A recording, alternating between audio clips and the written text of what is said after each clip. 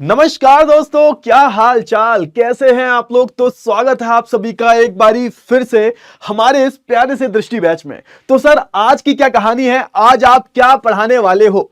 आज की इस क्लास की अगर हम बात करें तो आज हम दो चैप्टर करने वाले हैं, इकट्ठे दो करने वाले हैं, क्योंकि देखो सिलेबस थोड़ा सा पीछे चल रहा है और ये बात हमको कहीं ना कहीं पता लग चुकी है। तो एक काम करते हैं, थोड़ा सा जल्दी जल्दी जो है चैप्टर्स को निपटा लेते हैं, ठीक है ना। तो आज के इस चैप्टर की अगर हम बात करें तो आज हम दो चैप्टर करने वाले हैं, भूगोल के, ज्योग्राफी के आपके दो चैप्टर्स हैं और इनके बारे में कुछ हम गुफ्तगू करेंगे, कुछ हम पढ़ने वाले हैं इनके बारे में। और पढ़ने वाले क्या, वन शॉट ही करने वाले हैं, ठीक है ना। तो पहला जो चैप्टर रहने वाला आपका, वो रहने वाला आपका प्राकृतिक वनस्पति तथा वन्य प्राणी, और दूसरा जो चैप्टर रहने वाला है वो है आपका जनसंख्या, है ना, पॉपुलेशन। तो इन दोनों चैप्टर को हम क्या करेंगे सर, इन दोनों चैप्टर्स को हम डिटेल में पढ़ेंगे सर। इन दोनों चैप्टर्स की हम बात करें तो एक में हम बात करेंगे अपने वन्य जीवन के बारे में, वन्य प्राणियों के बारे में, और जो हमारी प्राकृतिक वनस्पति है, प्राकृतिक वनस्पति क्या होती है, क्या एक तरीके से क्या योगदान है प्राकृतिक वनस्पति का हमारे पर्यावरण में, मनुष्यों के लिए, चाहे जितने भी जीवधारी हैं उनके लिए प्राकृतिक वनस्पति का क्या योगदान है। हमारे देश में कितने प्रकार की जो प्राकृतिक वनस्पति है, कितने प्रकार के जो वन है वो पाए जाते हैं, वनों के अलग अलग जो प्रकार होते हैं, अलग अलग जो वन्य प्राणी हैं, भारत की जो एक तरीके से धरोहर है, उसके बारे में हम जो है पूरे चैप्टर में बात करेंगे। और फिर जनसंख्या में हम किसके बारे में बात करेंगे, तो जनसंख्या में आप देखोगे हम किसके बारे में, जनों की संख्या के बारे में बात करेंगे। हमारी जो पॉपुलेशन है ना, जब लोग इकट्ठा हो जाते हैं उनको जनसंख्या बोलते थे। जन मतलब लोग और संख्या मतलब नंबर्स, लोगों की संख्या को जनसंख्या बोल देते हैं। तो उसके बारे में हम बात करेंगे, यानी कि इन दोनों चैप्टर्स का एक ही लेक्चर में हम क्या करने वाले हैं, वन शॉट करने वाले हैं। और हाँ, सबसे बड़ी बात क्या है कि मैं तुम्हारा ज्यादा समय नहीं लूंगा। नोट्स इतने बढ़िया हैं, नोट्स इतने प्यारे हैं कि तुम्हें किसी भी चीज की दिक्कत नहीं होगी। सारे जो नोट्स मैं लेके आया हूं शॉर्ट नोट्स हैं और बहुत ज्यादा बिना डिटेल में जाए हुए हम दोनों चैप्टर्स को जल्दी से जल्दी कवर करने की कोशिश करेंगे, ठीक है ना। क्लियर हुआ। चलिए, तो अगर मैं बात करूं, हम इन दोनों चैप्टर्स को पढ़ेंगे।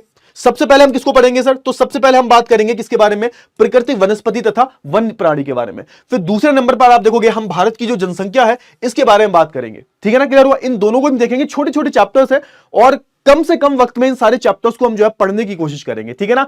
चलिए, बहुत ही बढ़िया। तो भैया पहला जो चैप्टर है हमारा, मतलब जो हम स्टार्ट करेंगे, तो हम स्टार्ट करते हैं भाई प्राकृतिक वनस्पति से स्टार्ट करते हैं। प्राकृतिक वनस्पति से जो स्टार्ट करते हैं, क्या है इस चैप्टर का सही मायना। अब इसमें ना दो चीजों का इस्तेमाल किया गया है।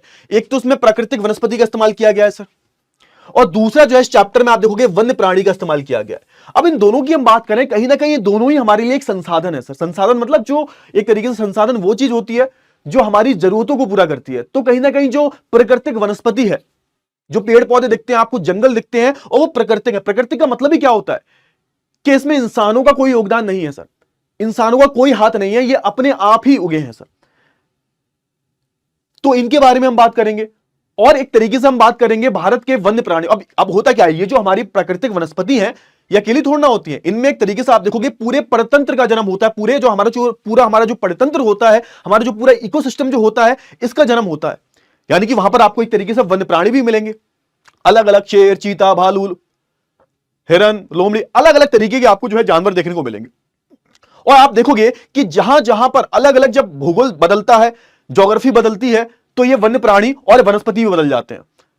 तापमान बदलता है, वर्षा प्रणाली बदलती है, जगह बदलती है, टपोग्राफी चेंज होती है भैया। तो आप देखोगे कि हमारी वनस्पति भी बदल जाती है और हमारे वन्य प्राणी भी बदल जाते हैं। तो समझो, हर जगह एक जैसी मिट्टी नहीं होती, हर जगह की ज्योग्राफिकल कंडीशन जो होती है, भौगोलिक स्थिति जो होती है, हर जगह की अलग अलग होती है सर। और जब अलग अलग भौगोलिक स्थिति होती है तो यहां पर आप देखोगे कि वहां पर आपको वनस्पति भी अलग दिखते हैं और वहां पर वन्य प्राणी भी दिखते हैं। और यही जो चीज है हम इस चैप्टर में पढ़ेंगे। और सबसे बड़ी बात कि हमारा जो वनस्पति जात है और हमारे जो प्राणी जात है, इनका हास्य का कारण क्या है, इनके खत्म होने का धीरे धीरे बहुत सारे जो हमारे आप देखोगे जानवर विलुप्त होते जा रहे हैं सर। बहुत सारे हमारे जो पादप हैं ये भी विलुप्त होते जा रहे हैं सर। जंगलों की धुआंधार कटाई चल रही है सर। तो इन सारी चीजों के बारे में हम बात करेंगे कि भाई ये दोनों जो चीजें हैं वो हमारे लिए संसाधन है, हमारे भारत देश के लिए एक धरोहर का काम कर रही हैं सर। तो इसको बचाना हमारा काम है। तो ये सारी जो चीजें हम इसके बारे में पढ़ेंगे, ठीक है ना। सबसे पहले आप देखोगे, सबसे पहले स्टार्ट हम कहां से करते हैं, तो आप देखोगे हम स्टार्ट करते हैं प्राकृतिक वनस्पति से कि सर प्राकृतिक वनस्पति होती क्या है sir, what do you mean by natural vegetation. इसको इंग्लिश में बोलता है एक तरीके से अगर आप इंग्लिश में पढ़ोगे इस चैप्टर को, तो इंग्लिश में इस चैप्टर को हम बोलेंगे natural vegetation and wild life. इस चैप्टर को हम इंग्लिश में बोलते हैं natural vegetation and wild life. अगर मैं बात करूं प्राकृतिक वनस्पति के बारे में, तो सबसे पहली बात यहां पर यह बोली गई है कि भाई वो वनस्पति वनस्पति हमारे भारत देश के या फिर मैं किसी भी देश की बात करूं, जनरली ऐसे देखा जाए तो हम अपने देश के ही बारे में बात कर रहे हैं। तो हमारे देश में वनस्पति का वो हिस्सा जो मनुष्यों की बिना सहायता के पैदा हुआ है सर, या फिर मनुष्यों की बिना सहायता के, बिना हेल्प के जिनकी उत्पत्ति हुई है, उसको हम क्या बोल देते हैं? तो उसको हम बोल देते हैं प्राकृतिक वनस्पति। पहली बात तो ये होगी, यानी कि इसमें इंसानों का कोई योगदान नहीं है। एक बड़े लंबे समय से चलती आ रही है अलग अलग, है ना, एक लंबे समय से चली आ रही है अलग अलग जो प्राकृतिक क्रियाएं हैं, उनके द्वारा जो है इस प्राकृतिक वनस्पति का जन्म हुआ है। और ये लंबे समय से इंसानों से अलग थी, दूर थी सर, इंसानों का कोई भी प्रभाव नहीं था। मतलब यहां पर जो भी तुम पेड़ पौधे वगैरह देख रहे हो उसमें इंसानों का कोई योगदान नहीं है, ये अपने आप ही उगाए हैं, अपने आप ही खड़े हो गए हैं सर। जो भी जड़ी बूटी, फूल कंद जो भी तुम्हें मिलता है वहां पर, तो इसमें इंसानों का कोई हाथ नहीं है सर। और इसी को हम बोलते हैं प्राकृतिक वनस्पति। और इसको एक नाम से और जाना जाता है सर, क्या नाम से जाना जाता है? तो इसे हम अक्षत वनस्पति भी कहते हैं। क्या बोलते हैं? अक्षत वनस्पति भी इसको हम बोलते हैं। पहली चीज हो गई, क्लियर हुआ ना? चलिए आप देखोगे, याद रखना, यहां पे बहुत सारे बच्चे प्रश्न पूछेंगे, सर एक बात बताइए कि जो हमारी कृषिगत फसलें होती हैं, बगान होते हैं, तो ये भी तो एकदम उगाते हैं ना? नहीं। तो लेकिन आप इसको प्राकृतिक वनस्पति का हिस्सा नहीं मान सकते। क्यों? क्योंकि समझो, इनको उगाया किसने है सर? ये तो ठीक है, वो एक तरीके से आप देखोगे जो हमारे गेहूं वगैरह जितनी भी फसल है उगती है, वो प्राकृतिक रूप से उगती है, नो डाउट, कोई दिक्कत वाली बात नहीं है। जितनी भी हमारी जो फसलें हैं, बगान है, वो प्राकृतिक रूप से उगते हैं। लेकिन उनको उगाया किसने है सर? उनको उगाने में किसका हाथ है सर? तो इंसानों का हाथ है। तो आप एक तरीके से फसलों को, आप बगानों को प्राकृतिक वनस्पति में नहीं डाल सकते। पहली चीज याद रखना, ठीक है सर, बहुत ही बढ़िया। आप देखोगे, हम प्राकृतिक वनस्पति का बात करें तो इसमें भी आपको दो चीजें देखने को मिलती हैं। एक तो भाई देशज होती हैं भाई, और दूसरी विदेशज। देशज की हम बात करें तो एक तरीके से एक ऐसी वनस्पति, पेड़ पौधों की हम बात कर रहे हैं सर, जिनकी उत्पत्ति भारत में ही हुई है सर, जो मूल रूप से भारत की है। और कुछ आप चीजें देखोगे वो आपको बाहर की दिखने को मिलती हैं। भारत से नहीं आई, बाहर से आई है। बहुत सारे यूरोपियंस होंगे, विदेशी ताकतें होंगी, शायद वो लेके आई होंगी। बाद में आप देखोगे उनको, आप भारत में उगता हुआ देखोगे, बाहर के लोग लेके आए होंगे, बाहर की पेड़ पौधे रहे होंगे, उनकी हम बात करें। ठीक है सर, थोड़ा सा इसमें दो चीजों की हम बात कर लेते हैं। जब हम वनस्पति की बात करते हैं और वन्य जीवन की बात करते हैं, प्राणी जात की हम बात करते हैं, तो उसमें दो चीजें आप अक्सर इस्तेमाल करते हुए सुनोगे। पहली चीज है भाई वनस्पति जगत, दूसरा है हमारा प्राणी जात, या फिर इसको वनस्पति जात या फिर प्राणी जात आप बोल सकते हो। इसको इंग्लिश में हम बोलते हैं फ्लोरा और फौना। फ्लोरा का मतलब क्या है भाई? तो फ्लोरा का मतलब होता है वनस्पति, किसी भी जगह पर जो पेड़ पौधे हैं, पेड़ पौधे, फूल वगैरह जो भी है सर, इसको संदर्भित, है ना, इसको जो है संदर्भित करने के लिए आप देखोगे फ्लोरा का या फिर वनस्पति जात का इस्तेमाल किया जाता है। वहीं एक तरफ आप देखोगे, जब हम किसको संदर्भित कर रहे होते हैं सर, किसको हम संदर्भित कर रहे होते हैं सर, तो आप देखोगे जब हम जानवरों को संदर्भित कर रहे होते हैं, तो आप देखोगे तो यहां पर हम किसका इस्तेमाल करते हैं? यहां पर हम प्राणी जात का इस्तेमाल करते हैं, यहां पर हम फौना का इस्तेमाल करते हैं। फ्लोरा, फौना, प्राणी जात और वनस्पति जात, ठीक है ना? तो इनको आपको पता होना चाहिए। ये कुछ चीजें हैं जिसके बारे में आपको पता होना चाहिए। अलग अलग चीजों को संदर्भ करने के लिए आप देखोगे इन दोनों का इस्तेमाल किया जाता है, पेड़ों को वनस्पति जात और जानवरों को प्राणी जात, ठीक है ना? सिंपल सा, बहुत ही सिंपल है, बहुत ही सिंपल है, ठीक है सर। अब थोड़ा सा यहां पे ना कुछ आंकड़े दे रखे हैं, थोड़े से आंकड़ों के बारे में हम बात करें तो आप देखोगे यहां पर हमारे देश, अगर हम अपने देश की बात करें और अपने देश की प्राकृतिक वनस्पति के बारे में बात करें, वन्य प्राणियों के बारे में बात करें, तो आपको बहुत सारी विविधताएं दिखाई देती हैं। विविधताओं का मतलब यह है कि हमारे भारत देश में आपको अलग अलग प्रकार के पेड़ पौधे, वनस्पति जात और अलग अलग प्रकार के आपको प्राणी जात देखने को मिलते हैं। तो सबसे पहले हम स्टार्ट करते हैं किससे? तो सबसे पहले हम स्टार्ट करते हैं वनस्पति जात से। आप देखोगे भारत को एक तरीके से हम बात करें जैव विविधता के मामले में, जैव विविधता क्या होती है? इसको हम बोलते हैं बायोडायवर्सिटी। मतलब जैव विविधता में यही सब आ जाता है कि भैया हमारे देश में ना सिर्फ हम सामाजिक रूप से बहुत ज्यादा विविध हैं, अलग हैं, बल्कि आप देखोगे हमारे देश में अगर आप वनस्पति जात की बात करोगे, हमारी प्राणी जात की बात करोगे, तो ये सब मिलकर क्या बनाते हैं? एक सब मिलकर जो है जैव को, है ना, बायोडायवर्सिटी, जो जिंदा है, जिनमें जान है, जैव की हम बात करें मतलब जिनमें जान है सर, हम, जानवर, पेड़ पौधे, सब जो है जैविक का ही हिस्सा है सर, है ना? तो आप देखोगे इनमें भी बहुत सारी विविधताएं मिलती हैं आपको। हमारे देश में अलग अलग पेड़ पौधे, अलग अलग जानवरों की प्रजातियां वगैरह देखने को मिलती हैं, इसलिए इसको हम बोलते हैं जैव विविधता। विविधताओं का अपने आप में मतलब क्या होता है कि हम सब अलग अलग हैं। तो ये सब एक तरीके से आपको पेड़ पौधों में, जानवरों में देखने को भी मिलता है। तो आप देखोगे अगर मैं जैव विविधता की बात करूं तो आप देखोगे विश्व के जो 12 मुख्य देश जो आते हैं जैव विविधता में, उसमें हम एक तरीके से आप देखोगे उनमें से एक है ना? तो टॉप 12 कंट्रीज में आते हैं हम भाई, ठीक है सर। इसके अलावा हम बात करें तो यहाँ पे फिर अलग अलग डेटा दिया गया है। जैसे आप देखोगे 15,000 से ज्यादा आपको फूलों वाले पौधे, है ना, विश्व में मिल जाएंगे। जो विश्व का करीबन आप देखोगे भारत में आपको पूरे विश्व के 6% जो फूलों वाले जो पेड़ पौधे हैं वो देखने को मिल जाएंगे। लगभग अगर मैं 6% की बात करूं कितना बैठता है ये, तो 15,000 बैठता है। 90,000 से ज्यादा आपको जानवरों की प्रजातियां देखने को मिल जाएंगी। हो सकता है ये डेटा थोड़ा सा किताबों में अलग अलग हो, मे भी आप अपने किताब के हिसाब से चलना, ठीक है सर। फिर आप देखोगे कि पादप प्रजातियों की बात करूं तो 47,000 से ज्यादा आपको पादप मतलब पेड़ पौधों की, है ना। और विश्व की हम बात करें तो इसमें अगर पादप प्रजातियों के बारे में हम बात करें तो हमारा विश्व में 10वां स्थान है। और पूरे एशिया की अगर मैं बात करूं तो पूरे एशिया में हमारा 4था स्थान आपको देखने को मिलता है सर, ठीक है ना, क्लियर हुआ। चलिए फिर आप देखोगे मछलियों की अगर हम बात करें, अगर हम एक तरीके से बात करें किसकी सर, मछलियों की सर। अगर मैं मछलियों की बात करूं तो आप देखोगे कि 46 जो प्रजातियां हैं वो आपको देखने को मिलती हैं, मछलियों की प्रजातियां आपको देखने को मिलती हैं। पूरे विश्व की अगर हम बात करें तो हमारे भारत का जो नंबर है, नंबर तो नहीं दे रखा, परसेंटेज दे रखा है, पूरे विश्व का लगभग 12% जो अलग अलग मछली की प्रजातियां वगैरह जो है वो भारत में आपको देखने को मिल जाएंगी। लगभग 2546 विश्व का, पूरे विश्व की हम बात करें तो लगभग 12% हमारे पास है। तो ये सब आपको देखने को मिलता है। और इन सारे डेटा से हमें ये पता चलता है, इन सारे आंकड़ों से हमें ये पता चलता है कि हम सच में बहुत ही ज्यादा विविध देश हैं, है ना। हम बहुत ही एक तरीके से आप देखोगे हमारे देश में आपको अलग अलग पादप, अलग अलग प्राणी जात जो है आपको देखने को मिल जाते हैं सर। आई होप आपको इतनी चीजें जो है वो बहुत अच्छे से क्लियर हो गई होंगी सर।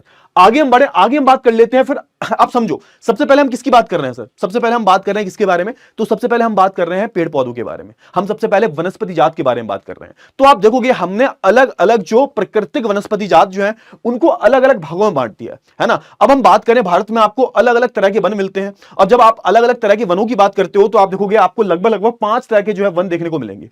सबसे पहले आते हैं, जैसे 5 नहीं 6 बोल सकते हो आप, 6 भी बोल सकते हो आप, कोई दिक्कत वाली बात नहीं है, लेकिन हाँ ठीक है 5 हम 5 ही रखते हैं यहां पे। वैसे देखा जाए 5 ही होते हैं। सबसे पहले आते हैं इसमें, आप देखोगे क्या आता है सर, सबसे पहले आता है इसमें उष्णकटिबंधीय सदाबहार वन। फिर आता है क्या, फिर आता है उष्णकटिबंधीय पर्णपाती वन सर। फिर क्या आता है, फिर आप देखोगे उष्णकटिबंधीय कटीले वन तथा झाड़ियां। और उसके बाद आता है हमारा पर्वतीय वन, उसके बाद आता है हमारा मैंग्रोव वन। ये सारे जो वन हैं आपको भारत के अलग अलग हिस्सों में देखने को मिलेंगे। अब मेरी एक बात समझो जो शायद आपकी किताब में नहीं दे रखी, आप देखोगे हमारे देश में आपको वन जो है वो अलग अलग तरीके के मिलते हैं। और ये वन जो है आप देखोगे मिट्टी के अनुसार, तापमान के अनुसार, वर्षा के अनुसार, ठीक है, जैसे जैसे ऊंचाई बढ़ती है उसके अनुसार आप देखोगे कि हमारी जो वनस्पति जात है वो बदलने लगती है, उसमें बहुत सारे बदलाव आने लगते हैं। तो उसी हिसाब से आप देखोगे कि हमारी क्लाइमेट अलग है, हमारी जलवायु बिल्कुल ही अलग है। और जैसे जैसे जलवायु बदलती है, जैसे जैसे मिट्टी मृदा बदलती है, वैसे वैसे हमारी जो प्राणी जात, सॉरी हमारे वनस्पति जात जो है वो भी बदलने लगते हैं। हमारे पेड़ पौधे, हमारे जो वन है, इनका आकार, इनका साइज, ये सब बदलने लगता है सर, है ना। तो सबसे पहले हम बात कर लेते हैं, पहले सबसे पहले जो हमारा उष्णकटिबंधीय सदाबहार वन है इसके बारे में थोड़ी सी हम बात कर लेते हैं। उससे पहले मैं थोड़ा सा जो है क्या कर लेता हूं, थोड़ा सा ना पानी पी लेता हूं। और सबसे पहले हम बात करते हैं किसके बारे में, सबसे पहले हम बात करते हैं भाई किसके बारे में, उष्णकटिबंधीय सदाबहार वन के बारे में बात करते हैं, ठीक है ना, क्लियर हुआ। चलिए बहुत बढ़िया,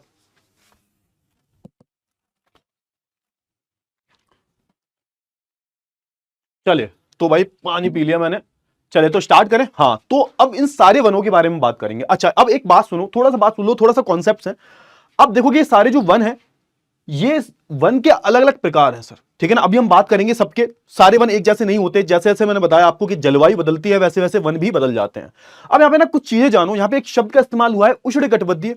अब 2 शब्द आपने सुने होंगे, बहुत बारी सुने होंगे, जब ज्योग्राफी, जब भूगोल में तुम चैप्टर, जितने भी चैप्टर्स तुमने पढ़े हैं पहली से लेके अभी तक, जो भी चैप्टर चल रहा है, सेकंड लास्ट चैप्टर है इसकी बात करूं मैं, तो जितने भी चैप्टर्स है उसमें आपने एक दो शब्द सुने होंगे। जैसे कि हम बात करें, आपने सुना होगा उसके बारे में उपोष्णकटिबंधीय, है ना, उष्णकटिबंधीय, इसको हम बेसिकली इंग्लिश में ट्रॉपिकल एंड सब ट्रॉपिकल जोन बोलते हैं। अब थोड़ा सा बात करते हैं हम इसके बारे में, अब समझो थोड़ा सा। अब यहां पर मैं आपको बताने की कोशिश करूंगा कि किस तरीके से जो हमारी क्लाइमेट है, किस तरीके से आप थोड़ा सा यहीं पे समझते हैं, ठीक है ना। जैसे मान चलो किस तरीके से हमारी जो जलवायु है वो एक तरीके से वनों को प्रभावित करती है। और इस जलवायु में कौन कौन से कारक हैं, तो हमारी वर्षा, हमारा तापमान, और हमारा एक तरीके से ऊंचाई की हम बात करें, ये सारे कुछ कारक हो जाते हैं जिससे आप देखोगे कहीं ना, हमारी मिट्टी की हम बात करें, ये कुछ कारक हैं सर, जो कि कहीं ना कहीं आप देखोगे आपकी वनस्पति जात कैसी होगी, बड़ी होगी, छोटी होगी, है ना, कांटेदार होगी, झाड़ीदार होगी, वो सब जो है किस पर निर्धारित है सर, जलवायु पर, ठीक है ना, क्लियर हो। सब पहली बात ये होगी। अब समझो कि ये मान चलो ये हमारा क्या सर, ये हमारी भूमध्य रेखा है सर, है ना, ये हमारी भूमध्य रेखा है। इससे 23.5 डिग्री अगर आप ऊपर जाते हो, ये आती है आपकी क्या सर, ये आती है आपकी कर्क रेखा सर। और इससे 23.5 डिग्री नीचे जाते हो तो क्या आता है सर, तो आपको मिलता है सर मकर रेखा। तो ये क्या हमारी, ये हमारी कर्क रेखा है सर, ये हमारी कर्क रेखा है सर, ये हमारी मकर रेखा है सर, और ये हमारी भूमध्य रेखा है सर, है ना। ये पढ़ते आ रहे हो सर, ठीक है। आपने ये भी पढ़ा होगा कि सूरज की जो रोशनी है सर, आपने ये भी पढ़ा होगा कि जो सूरज की रोशनी है सर, सूरज की जो सूरज की रोशनी है जो सूरज की किरणें हैं वो इस वाले हिस्से में, ये वाला जो हिस्सा है पूरा हमारा, ये वाला ध्यान से देखना फटाफट से, ये वाला जो हिस्सा है इस हिस्से में सबसे अच्छी आती है। तो आप देखोगे इस हिस्से में, आप देखोगे ये पूरा जो हिस्सा है इस हिस्से में बारिश भी बहुत अच्छी होती है, धूप भी बहुत अच्छी पड़ती है। तो यहां पर क्या होता है, यहां पर आपको अलग तरीके की वनस्पति मिलेगी।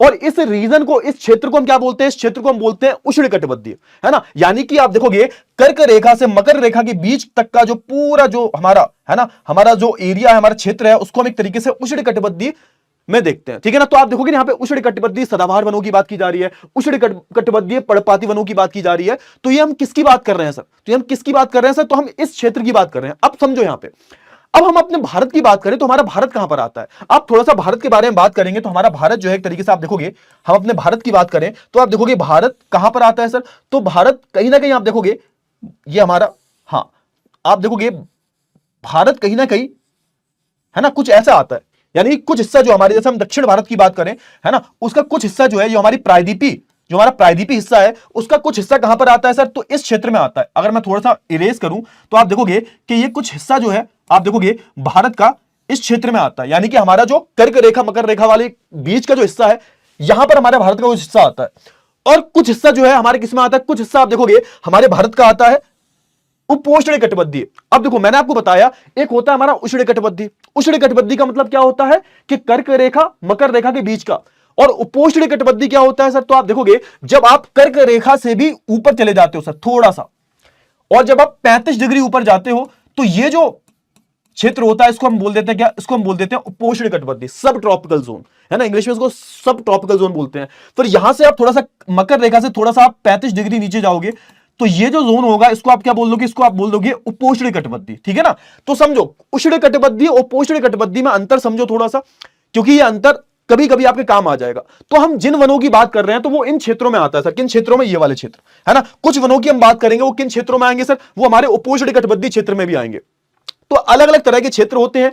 तो आप देखोगे, अब मैं क्यों बता रहा हूं, क्योंकि समझो सारा जो खेल होता है, सारा जो खेल होता है वो किसका खेल है सर, सारा जो खेल है वो हमारे सूरज मामा का है सर, सूरज दादा है, कुछ भी बोल लो, है ना, सूरज का सब कुछ है ना। आप देखोगे जहां जैसा टेम्परेचर होगा वहां वैसी वर्षा होगी, जहां जैसी वर्षा होगी वहां वैसी आपको सॉइल देखने को मिलती है, मिट्टी देखने को मिलती है। तो हर चीज जुड़ी हुई है।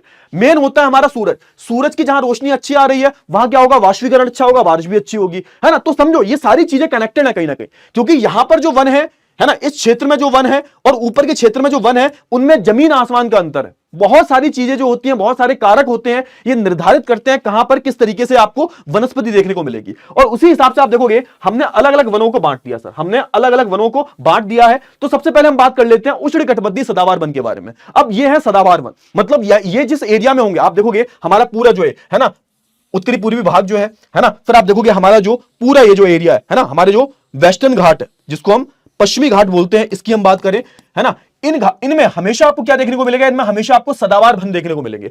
सदाबहार वनों की हम बात करें तो ये हमेशा हरे भरे रहते हैं। क्यों सर, क्योंकि यहां पर हमेशा पानी आता रहता है, यहां पर हमेशा वर्षा होती रहती है सर। आप देखोगे ना, ध्यान से हम बात करें, सबसे पहले हम बात कर लेते हैं उष्णकटिबंधीय सदाबहार वन के बारे में। ये ऐसी जगह आपको वन मिलते हैं जहां पर आपको लगभग 200 सेंटीमीटर या फिर उससे ज्यादा की वर्षा देखने को मिलती है सर।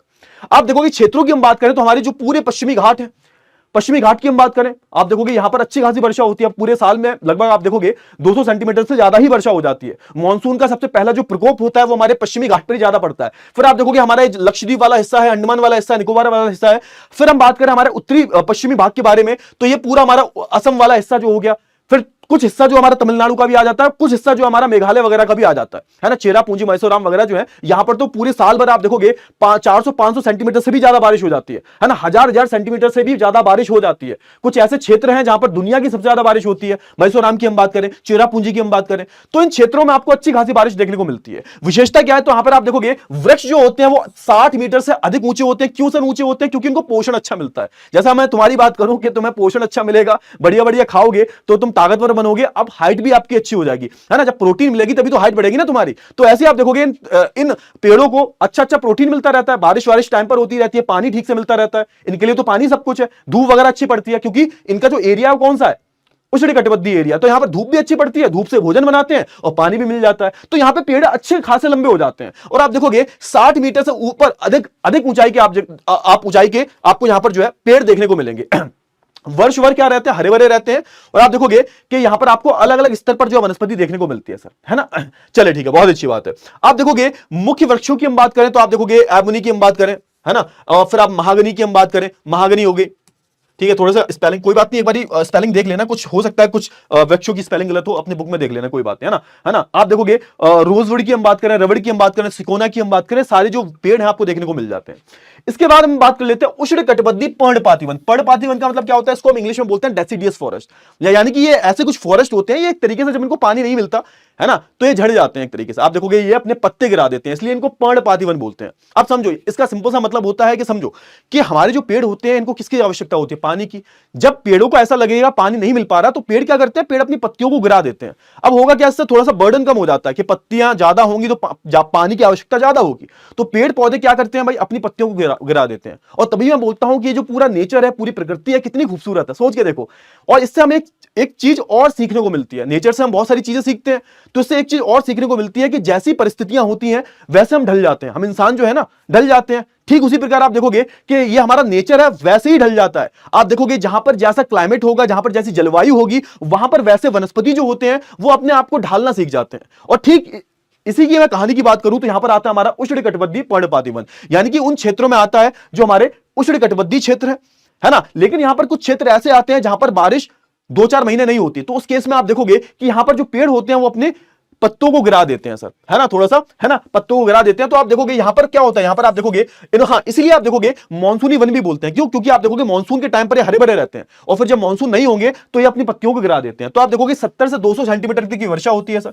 विशेषताओं की हम बात करें तो आप देखोगे जब गर्मियों का मौसम आता है, सूखा मौसम आता है, तो आप देखोगे 6 से 8 सप्ताह के लिए आप देखोगे पत्तियां गिरा देते हैं। क्यों, क्योंकि उस टाइम पर पानी की बहुत कमी होती है, पानी की कमी होती है। तो आप देखोगे इनको हमने क्या किया, इनको वर्षा मिलने के आधार, पानी के आधार पर आप देखोगे कि कितना जो है इनको वर्षा मिलती है ना, तो आप देखोगे उसके आधार पर हमने इनको 2 भागों में बांट दिया है। एक तो हमारे आर्द्र पर्णपाती वन है, दूसरे हमारे शुष्क पर्णपाती वन है। आर्द्र की हम बात करें तो आप देखोगे इनको थोड़ी सी कम बारिश मिल पाती है, लगभग आप देखोगे कि इनको इनको ज्यादा बारिश मिलती है, करीबन करीबन आप देखोगे 100 से 200 सेंटीमीटर के बीच में, 150-200 सेंटीमीटर के बीच में। अगर मैं शुष्क पर्णपाती वनों के बारे में बात करूं तो यहां पर कम बारिश होती है, 70 सेंटीमीटर से 100 सेंटीमीटर के बीच में यहां पर बारिश आपको देखने को मिलेगी, ठीक है ना। फिर आप देखोगे मुख्य वृक्षों की अगर हम बात करें तो आप देखोगे, अगर हम आर्द्र पर्णपाती वनों की बात करें तो आप देखोगे यहां पर क्योंकि मॉइस्चर रहता है, यहां पर बारिश थोड़ी ज्यादा हो रही है, तो यहां पर आपको सागौन, बांस, साल की ट्री मिल जाते हैं आपको, है ना, शीशम मिल जाती है, चंदन मिल जाते हैं। वही मैं बात करूं शुष्क भागों के बारे में, है ना, जो हमारे शुष्क इलाके हैं उनके बारे में बात करूं, शुष्क वनों के बारे में बात करूं तो सागौन, साल, पीपल, नीम वगैरह यहां पे आ जाते हैं सर,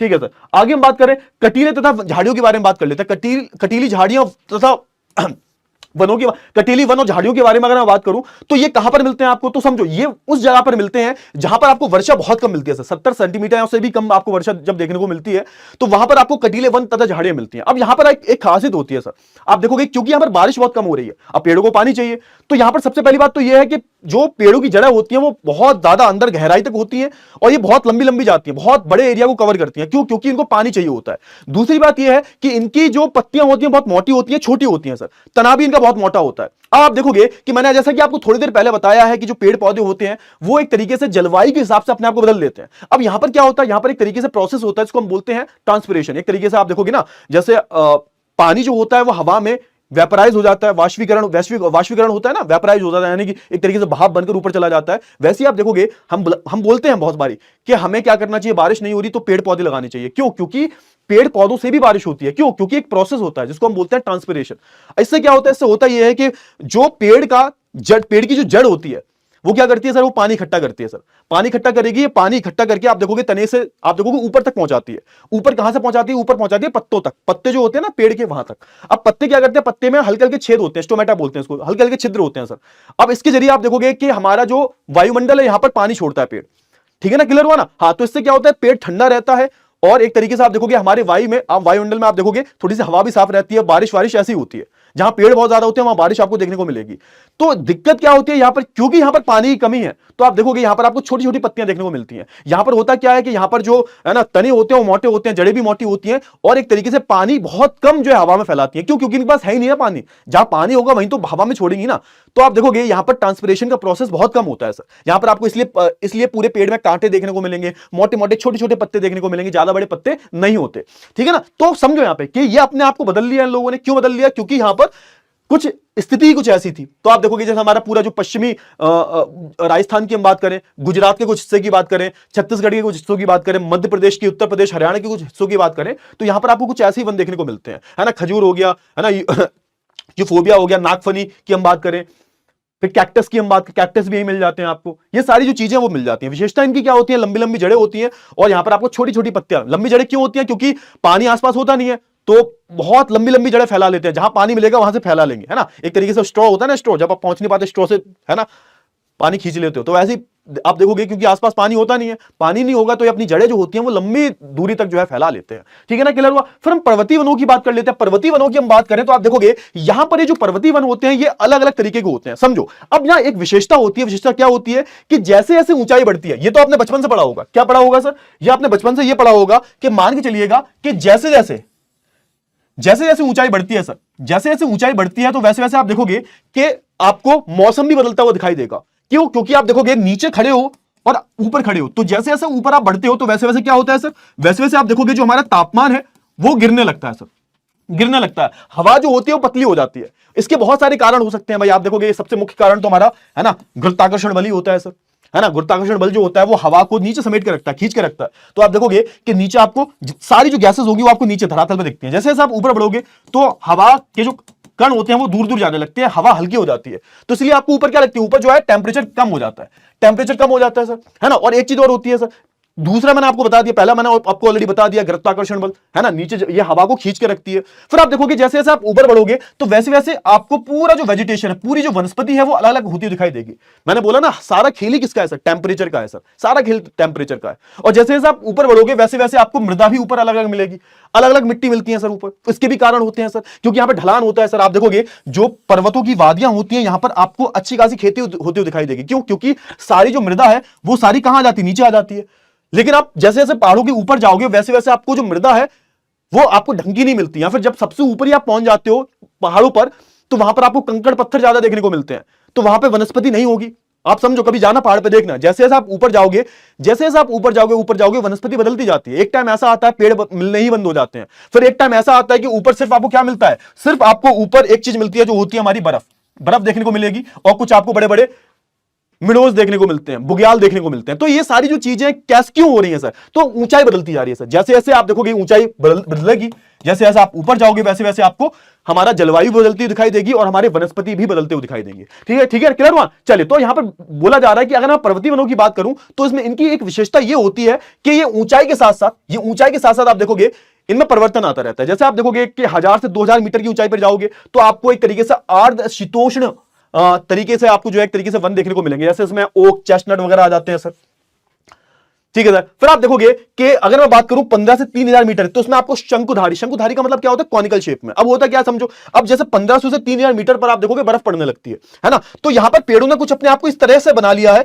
कि शंकुधारी हो गए हैं सर। अब क्या होगा, जब बर्फ आएगी तो बर्फ पेड़ों से सीधी फिसल के नीचे गिर जाएगी, क्योंकि अगर शंकुधारी वन नहीं होते तो उसमें बर्फ लग जाती, पेड़ खराब हो जाता पूरा। ठीक है ना, क्लियर हुआ? चलिए, फिर आप देखोगे जैसे चीड़ का, देवदार, है ना, सिल्वर फर की हम बात करें तो ये सारे पेड़ आ जाते हैं। फिर हम बात करें अगर 3600 मीटर से ऊंची, 3600 मीटर ऊपर अगर आप चले जाते हो पहाड़ों पर तो फिर आपको अल्पाइन वनस्पति मिलती है। अल्पाइन वनस्पति की हम बात करें तो आप देखोगे एक तो छोटे होते हैं सर ये ऊपर, क्योंकि मिट्टी नहीं होती, मिट्टी उतनी अच्छी नहीं होती। क्यों नहीं होती सर? क्योंकि ढलान है, मिट्टी सारी अच्छी बह के नीचे आ गई है सर, हवा भी चल रही है, पानी भी चल रहा है, तो सारी जो उपजाऊ मिट्टी है वो पहाड़ों के नीचे आ चुकी है सर। ऊपर आप देखोगे कि आपको सिर्फ पथरीले पत्थर मिलते हैं, आपको मिट्टी नामात्र की मिलती है, तो वहां पर आपको छोटे पेड़ मिलते हैं, छोटे छोटे पेड़ मिलते हैं वहां पे कुछ आप एक तरीके से आपको छोटी मोटी घास मिलेगी देखने को, जिसको मिडोज बोल देते हैं। वहां पे आपको पेड़ पौधे बहुत बड़े नहीं मिलते सर, और ऐसे ही पेड़ पौधों को हम अल्पाइन वनस्पति बोल देते हैं सर, है ना। सिल्वर फर, जूनिपर की हम बात करें, है ना। और आप देखोगे जैसे जैसे समझो यहां पे बोला जा रहा है कि जैसे जैसे आप उष्णकटिबंधीय क्षेत्र से आप टुंड्रा की तरफ जाते हो तो जैसे जैसे बदलाव होता जाता है ना, वैसे वैसे ऊंचाई पर जाके होता रहता है। आप स्टेटमेंट का मतलब समझो, है ना। अल्पाइन वनस्पति से टुंड्रा तक। अब टुंड्रा एक पार्ट क्या है सर? टुंड्रा का मतलब होता है एक ऐसा रीजन जहां पर ठंड बहुत ज्यादा पड़ती है, जो बहुत ऊंचाई पर है। तो यहां पर बोला जा रहा है कि जैसे जैसे आप समझो, यहां पे थोड़ी सी एक चीज बोली जा रही है। एक चीज क्या बोली जा रही है कि आप जैसे जैसे, है ना, आप जैसे जैसे ये हमारा पृथ्वी है और ये हमारा एक तरीके से आप देखोगे, है ना। ये हमारा एक तरीके से आप देखोगे ये हमारा उपोष्ण कटिबंधीय क्षेत्र है सर, उष्ण कटिबंधीय क्षेत्र हमारा। आप जैसे जैसे थोड़ा सा ऊपर जाते हो बेटा, जैसे जैसे आप ऊपर जाओगे, है ना, तो ये जो पूरा पार्ट है ये वाला पूरा बहुत ज्यादा आप देखोगे उधर ऊपर साइड, ऊपर की तरफ। अब यहां पे क्या होता है, यहां पर बेटा सूरज की जो किरणें हैं वो तिरछी जाती हैं, तो आप देखोगे ना यहां पर आपको एक तरीके से आपको अल्पाइन की आपको वनस्पति देखने को मिलती है। क्यों सर? क्योंकि यहां पर बर्फ बहुत ज्यादा होती है और यहां पर एक तरीके से सूरज की किरणें नहीं पहुंच पाती। तो यहां पे बोला जा रहा है कि यहां से अगर आप जैसे ठीक ठीक ऊपर जाओगे टुंड्रा की तरफ, तो आपको जैसी वनस्पति मिलती है वैसी ठीक कहां मिलती है, वैसी ठीक आपको मिलती है जब आप धीरे धीरे ऊंचाई पर जाते हो, क्योंकि ऊंचाई पर भी सेम वही चीजें होती हैं सर। ऊंचाई पर आप जाते हो तो वैसे वैसे आप देखोगे हवा पतली होने लगती है ना। तो आप देखोगे ठीक जैसे आप उष्ण कटिबंधीय क्षेत्र से टुंड्रा की तरफ जाते हो, तो वैसे आप देखो जैसे आप टुंड्रा के क्षेत्र की तरफ जाओगे वैसे आपको वनस्पति बदलती हुई दिखाई देगी। ठीक इसी प्रकार आप देखोगे कि जैसे जैसे आप नीचे पहाड़ से ऊपर की तरफ जाओगे वैसे वैसे आपको जो है अलग अलग वन दिखाई देते हैं। और सबसे ऊपर कौन से वन आते हैं? सबसे ऊपर आते हैं हमारे सबसे ऊपर, सबसे ऊंचाई ऊपर, तो वहां पर बर्फ पड़ती है ना। वहां पर आप देखोगे सर्दियों के टाइम पर बर्फ पड़ जाती है, तो वहां पर पेड़ पौधे कैसे उगेंगे भाई? बर्फ में कैसे उग सकते हैं? नहीं ना, थोड़ी बहुत तो पानी वानी चाहिए ना। तो आप देखोगे ना कि मानसून के टाइम पर वहां पर घास आ जाती है ना। और क्योंकि वहां पे मिट्टी जो है बहुत ज्यादा बेकार मिट्टी है सर, अनउपजाऊ मिट्टी है, पथरीली मिट्टी है सर वहां पे, तो एक तरीके से वहां पे आपको घास वास देखने को मिल जाएगी, छोटे मोटे पेड़ पौधे देखने को मिल जाएंगे, लेकिन वहां पर आपको एक घनी वनस्पति देखने को नहीं मिलेगी, है ना। इसको हम क्या बोल देते हैं? इसको हम बोल देते हैं क्या? तो इसको हम एक तरीके से आप देखोगे एल्पाइन वनस्पति बोल देते हैं। ठीक है, फिर आता है हमारा मैनग्रोव। मैनग्रोव वनस्पति के बारे में थोड़ी सी हम बात कर लेते हैं। इनमें क्या होता है? अब ये जो वनस्पति होती है आपको कहां देखने को मिलेंगी? तो ये जो हमारा तटवर्ती जो क्षेत्र होता है, यानी कि समुद्र के आसपास का क्षेत्र जो होता है वहां पर देखने को मिलेगी। या फिर आप बोल सकते हो नदी डेल्टा जो होता है। नदी डेल्टा क्या होता है? याद करो कि जब नदी समुद्र में मिलने वाली होती है तो आप देखोगे वो बहुत सारे भागों में बढ़ जाती है, उंगलियों जैसी आकृति बना लेती है और अलग अलग भागों में बढ़ जाती है सर। तो आप देखोगे उधर जहां पर हमेशा पानी मौजूद रहता है वहां पर आपको मैनग्रोव वन दिखते हैं। अब इनकी खासियत ये होती है कि जो वन होते हैं हमेशा पानी में डूबे रहते हैं, है ना। जैसे हमारी जो गंगा नदी है, महानदी है, कृष्णा, गोदावरी, कावेरी, इन नदियों के जो डेल्टाई क्षेत्र हैं, यानी कि जब ये हमारी बंगाल की खाड़ी में मिलने वाले होते हैं ना, उन क्षेत्रों में आप देखोगे कि ये आपको मैनग्रोव वन देखने को मिलते हैं, है ना। इनकी विशेषता ये होती है कि भाई इनकी जो जड़ें होती है वो हमेशा पानी में डूबी रहती हैं। क्लियर हुआ ना? क्लियर हुआ? चलिए, तो आप देखोगे नारियल, ताड़, क्योड़ा की हम बात करें, अंगार की हम बात करें, सारे जो वृक्ष होते हैं, हो सकता है बेटा एक आध की इंग्लिश थोड़ी स्पेलिंग गलत हो, देख लेना, मे भी हो सकता है, बुक से एक बार मैच कर लेना, ठीक है ना। हाँ, तो गंगा ब्रह्मपुत्र डेल्टा में आप देखोगे आपको सुंदरी वृक्ष मिल जाते हैं। पूरा जो सुंदरवन डेल्टा है वहां पर आपको अलग अलग तरह के वृक्ष देखने को मिलते हैं। आप थोड़ा सा देखोगे इसके पीछे जो इमेज छपी हुई है, तो यहाँ पर आपको सीधा सीधा देखने को मिलता है कि किस तरीके से हमेशा पानी में डूबे रहते हैं। क्लियर हुआ? नारियल के पेड़ सबसे ज्यादा यहाँ पे मिलते हैं, ताड़ के वृक्ष मिल जाते हैं, सारी चीजें मिल जाती है सर। ठीक है सर, बहुत ही बढ़िया। आगे हम बात कर लेते हैं सर, आगे हम बात कर लेते हैं भारत के वन्य प्राणियों के बारे में। अभी हमने वनस्पति जात के बारे में बात की, अब थोड़ा सा हम वन्य प्राणियों के बारे में बात कर लेते हैं। प्रमुख प्रजातियों की हम बात करें तो आपको हाथी देखने को मिलता है असम में, कर्नाटक में। अब ये पूरा जो आपका चैप्टर जो बचा हुआ है पूरा जो है एक तरीके से डेटा बेस्ड है, इसमें आज सच कुछ है नहीं। अब तो आप देखोगे असम, कर्नाटक, केरल की हम बात करें, यहां पे जो उष्ण तथा आर्द्र वन जो है, हमारे आर्द्र वन जो है, उष्ण वन जो है, आप देखोगे यहां पर आपको प्रमुख जातियां देखने को मिलती हैं हाथी की। एक सींग वाला गेंडा देखने को मिलता है असम में, पश्चिम बंगाल में, दलदली क्षेत्र जो है ना। आप देखोगे भारत, अब यहां पे कोई एक तथ्य की बात की जा रही है कि भारत विश्व का अकेला देश है जहां पर बाघ और शेर दोनों पाए जाता है। ये आपके बुक में ही दे रखा है, देख लेना कि भारत में ही इकलौता एक ऐसा देश है जहां पर आपको शेर भी मिल जाते हैं और बाघ भी मिल जाते हैं सर। एशियाई शेर की हम बात करें तो आपको जो हमारा गुजरात वाला गिर का क्षेत्र है, गिर के जंगल जो है वहां पर आपको देखने को मिल जाते हैं कई सारे जो शेर हैं, वो है ना एशियाई शेर। जो बाघों की हम बात करें वो आपको एमपी में देखने को मिल जाएंगे, झारखंड में देखने को मिल जाएंगे। सुंदरवन की हम बात करें तो जो हमारा जो पूरा पश्चिम बंगाल वाला हिस्सा है वहां पर आपको सुंदरवन डेल्टा देखने को मिलता है, सुंदरवन के जंगल देखने को मिलते हैं, वहां पर आपको जो है कि तरीके से बाघ देखने को मिल जाते हैं, है ना। फिर आप देखोगे हिमालयन क्षेत्रों की हम बात करें, वहां पर आपको जो है एक तरीके से स्नो लेपर्ड वगैरह देखने को मिल जाते हैं। अलग अलग प्रजातियों की अगर हम बात करें तो यहां पर जंगली गधे कहां मिलते हैं सर? कच्छ वाले क्षेत्र में, है ना। रण जो कच्छ वाला जो क्षेत्र है ना गुजरात वाला, वहां पर ये देखो, है ना। फिर ऊंट की हम बात करें तो थार मरुस्थल की हम बात करें, मरुस्थली क्षेत्र की हम बात करें, वहां पर आपको ऊंट देखने को मिल जाते हैं। फिर आप थोड़ा सा हिमालय में जाओगे तो आपको स्नो लेपर्ड वगैरह, है ना, और भी कई सारे जानवर जो है, मिथुन की हम बात करें, स्नो लेपर्ड की हम बात करें, शीप्स की हम बात करें, तो वो आपको देखने को मिल जाती है। ठीक है सर। पक्षियों की अगर हम बात करें तो आपको हमारे यहां पर अलग अलग तरह के पक्षी भी देखने को मिलते हैं, अलग अलग सरीसृप की हम बात करें, है ना। प्रवासियों की अलग अलग जो जानवर है, जो रेंगने वाले जानवर हैं, जमीन और पानी में चलने वाले पानी में जमीन में रहने वाले जानवर जो है वो मिल जाते हैं आपको। अलग अलग तरह के पक्षी आपको देखने को मिल जाते हैं। आप देखोगे 2000 से अधिक जो है प्रजातियां मिलती हैं, जो विश्व की 13% है सर, है ना। प्रमुख पक्षियों की हम बात करें तो मोर, बतख, तोता, मैना, सारस, कबूतर, ये सब देखने को मिल जाते हैं, है ना। फिर आप देखोगे सरीसृप की हम बात करें तो जो पानी में और एक तरीके से बाहर दोनों रहते हैं, तो आप देखोगे कि कछुआ की हम बात करें, मगरमच्छ की हम बात करें, घड़ियाल की हम बात करें, ये सब आपको देखने को मिल जाते हैं। फिर आप देखोगे अद्वितीय सरीसृप की हम बात करें तो यहां पे समझो एक फैक्ट दे रखा है कि एक सरीसृप की हम बात करें, सरीसृप एक जो हमारे घड़ियाल, है ना। घड़ियाल भी एक तरीके से मगरमच्छ की प्रजातियों में से एक है। ये एक ऐसा सिर्फ जो है एक अकेली ऐसी प्रजाति जो है जो सिर्फ और सिर्फ भारत में पाई जाती है। कहां पर घड़ियाल कहां पाए जाते हैं, तो आप देखोगे चंबल नदी में आप जाओगे तो वहां पे बहुत सारे आपको घड़ियाल, बहुत सारी जो नदियां हैं आपको देखने को मिल जाते हैं। घड़ियाल जो है सिर्फ और सिर्फ भारत में ही पाए जाते हैं। इनमें अंतर क्या होता है, इनकी चोंच जैसी होती है। ये मगरमच्छ की तरह दिखते हैं बट इनका जो मुंह होता है वो मगरमच्छ से अलग होता है, थोड़ा चोंच जैसा होता है। ठीक है सर, ये चबा चबा के खाते हैं ना, नोच नोच के खाते हैं। ठीक है सर। प्रवासी पक्षियों की हम बात करें तो आप देखोगे कौन से पक्षी जो हमारे यहां पर आ जाते हैं। प्रवासी का मतलब क्या है, एक तरीके से माइग्रेट होकर आ जाते हैं। बहुत सारे ऐसा होता है, बहुत सारे जो पक्षी होते हैं वो एक देश से दूसरे देश ट्रैवल करते रहते हैं। तो प्रवासी पक्षियों की हम बात करें तो आप देखोगे शीत ऋतु में क्या होता है सर, जो साइबेरियन सारस जो है बड़ी संख्या में भारत में आ जाते हैं सर। कच्छ का रण वाला जो हिस्सा है वहां पे फ्लैमिंगो के लिए एक तरीके से आप देखोगे, एक फ्लैमिंगो जो हमारा पक्षी जो होता है उसके लिए एक तरीके से अच्छी खासी जगह मानी जाती है। तो ये सारी जो चीजें आपको देखने को मिल जाती हैं सर। ठीक है सर। आप देखोगे हमारे देश में बहुत सारी जो प्राकृतिक वनस्पति ऐसी हैं जो एक तरीके से औषधि का, दवाइयों का काम करती हैं, जिससे आप देखोगे जुकाम से लेकर कैंसर वैंसर तक की एक तरीके से आपको दवाइयां देखने को मिलेंगी। जैसे हम बात करें सर्पगंधा की, है ना, एक तरीके से, है ना, ब्लड प्रेशर के लिए होता है। आप देखो कि जामुन की हम बात करें तो ये एक तरीके से आप डायबिटीज के लिए खाया जाता है पेशेंट। जामुन बहुत अच्छे होते हैं स्किन के लिए, डायबिटीज के लिए, डाइजेशन के लिए जामुन बहुत अच्छा होता है। अर्जुन की हम बात करें तो ये भी एक तरीके से आप देखोगे, है ना, इसके जो पत्ते होते हैं उसका जो रस है उसका इस्तेमाल जो है कान के दर्द के इलाज के लिए किया जाता है सर, है ना, रक्तचाप के लिए किया जाता है। ये सारी जो चीजें आपको यह क्लियर हो गई होंगी सर, है ना। बबूल की हम बात करें तो दांतों के लिए बहुत अच्छा होता है बबूल। ठीक है। फुंसी फोड़ा जो हो जाते हैं, तो ये सारी जो चीजें हैं, जैसे नीम की हम बात करें, तुलसी, है ना, कचनार, ये सब जो है कहीं ना कहीं एक तरीके से औषधि वृक्ष, औषधि पेड़ है ना, औषधि पौधे हैं सर। ठीक है सर। आप देखोगे अब क्या हुआ है सर, अब हुआ ये कि हमने क्या किया, हमने जो है अपने वनस्पति जीवों का हास करना, इनको बर्बाद करना सीख लिया है सर, है ना। सीख क्या लिया अपने मतलब के लिए, हमने इनको बहुत इस्तेमाल किया सर, और इतना इस्तेमाल किया, इतना इस्तेमाल किया कि एक तरीके से अब हमने क्या कर दिया, अब हमने इनको जो है बिल्कुल एक तरीके से, है ना, खत्म कर दिया है सर, है ना। बहुत सारे हमारे प्राणी जात, बहुत सारे वनस्पति जात जो है वो अब एक तरीके से आप देखोगे खतरे में आ चुके हैं सर, है ना। क्यों? क्योंकि आप देखोगे बहुत सारे लालची व्यापारी हैं, वो क्या करते हैं सर, अत्यधिक शिकार करते हैं सर। बहुत सारे रासायनिक और औद्योगिक अवशिष्ट जो है वो एक तरीके से पानी में छोड़ दिए जाते हैं, जिससे आप देखोगे हमारी जो जलीय जीवन है वो बहुत ज्यादा क्या हो जाता है, बहुत ज्यादा प्रभावित होता है जलीय जीवन।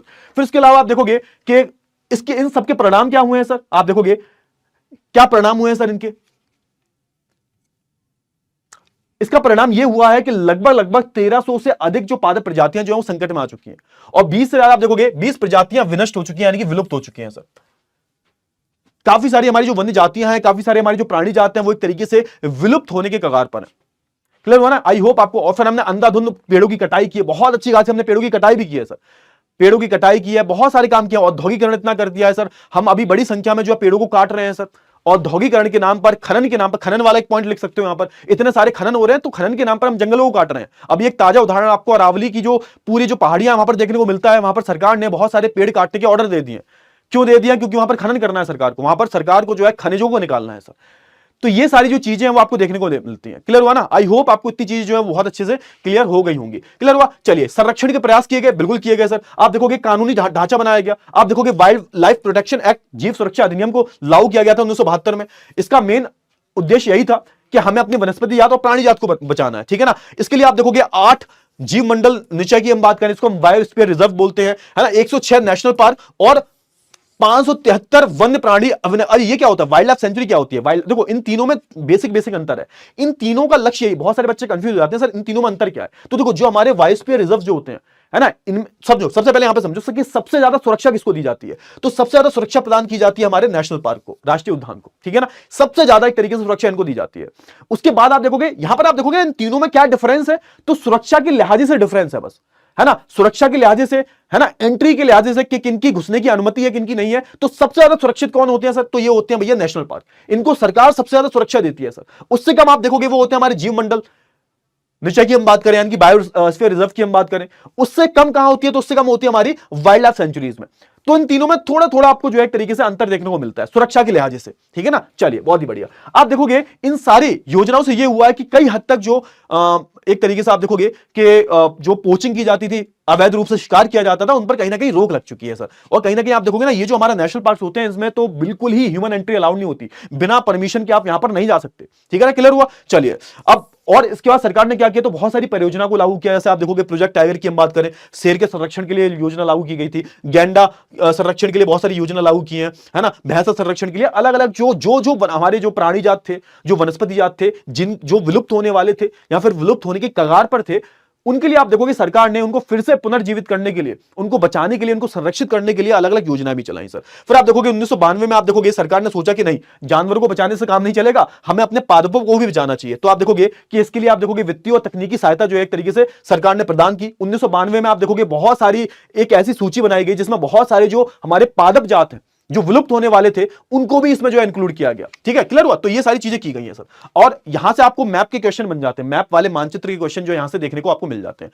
अलग अलग आपको 18 जीव मंडल भी देखने को मिल जाते हैं सर, सुंदरवन, मन्ना, नीलगिरी, नंदा देवी। इनमें से आपको 3 से 4 याद होनी चाहिए बात, जो मुख्य रूप से पूछ ले जाते हैं, 4 से 5, दैट्स इट, है ना। ये सारे पढ़ लेना, इसकी पीपीटी जो आपको ऐप पर मिल जाएगी दृष्टि बैच में। ठीक है ना, क्लियर हुआ? चलिए, अब यहां पे यही बोला गया, क्या बोला गया सर? यहां पर बस यही बोला गया कि किस तरीके से हमें जो है, हमें एक तरीके से ये जो हमारे वनस्पति जात है या हमारी प्राणी जात जो है एक तरीके से किसको जन्म देते हैं सर? ये एक तरीके से हमारे परितंत्र को जन्म देते हैं, हमारे इकोसिस्टम को जन्म देते हैं सर।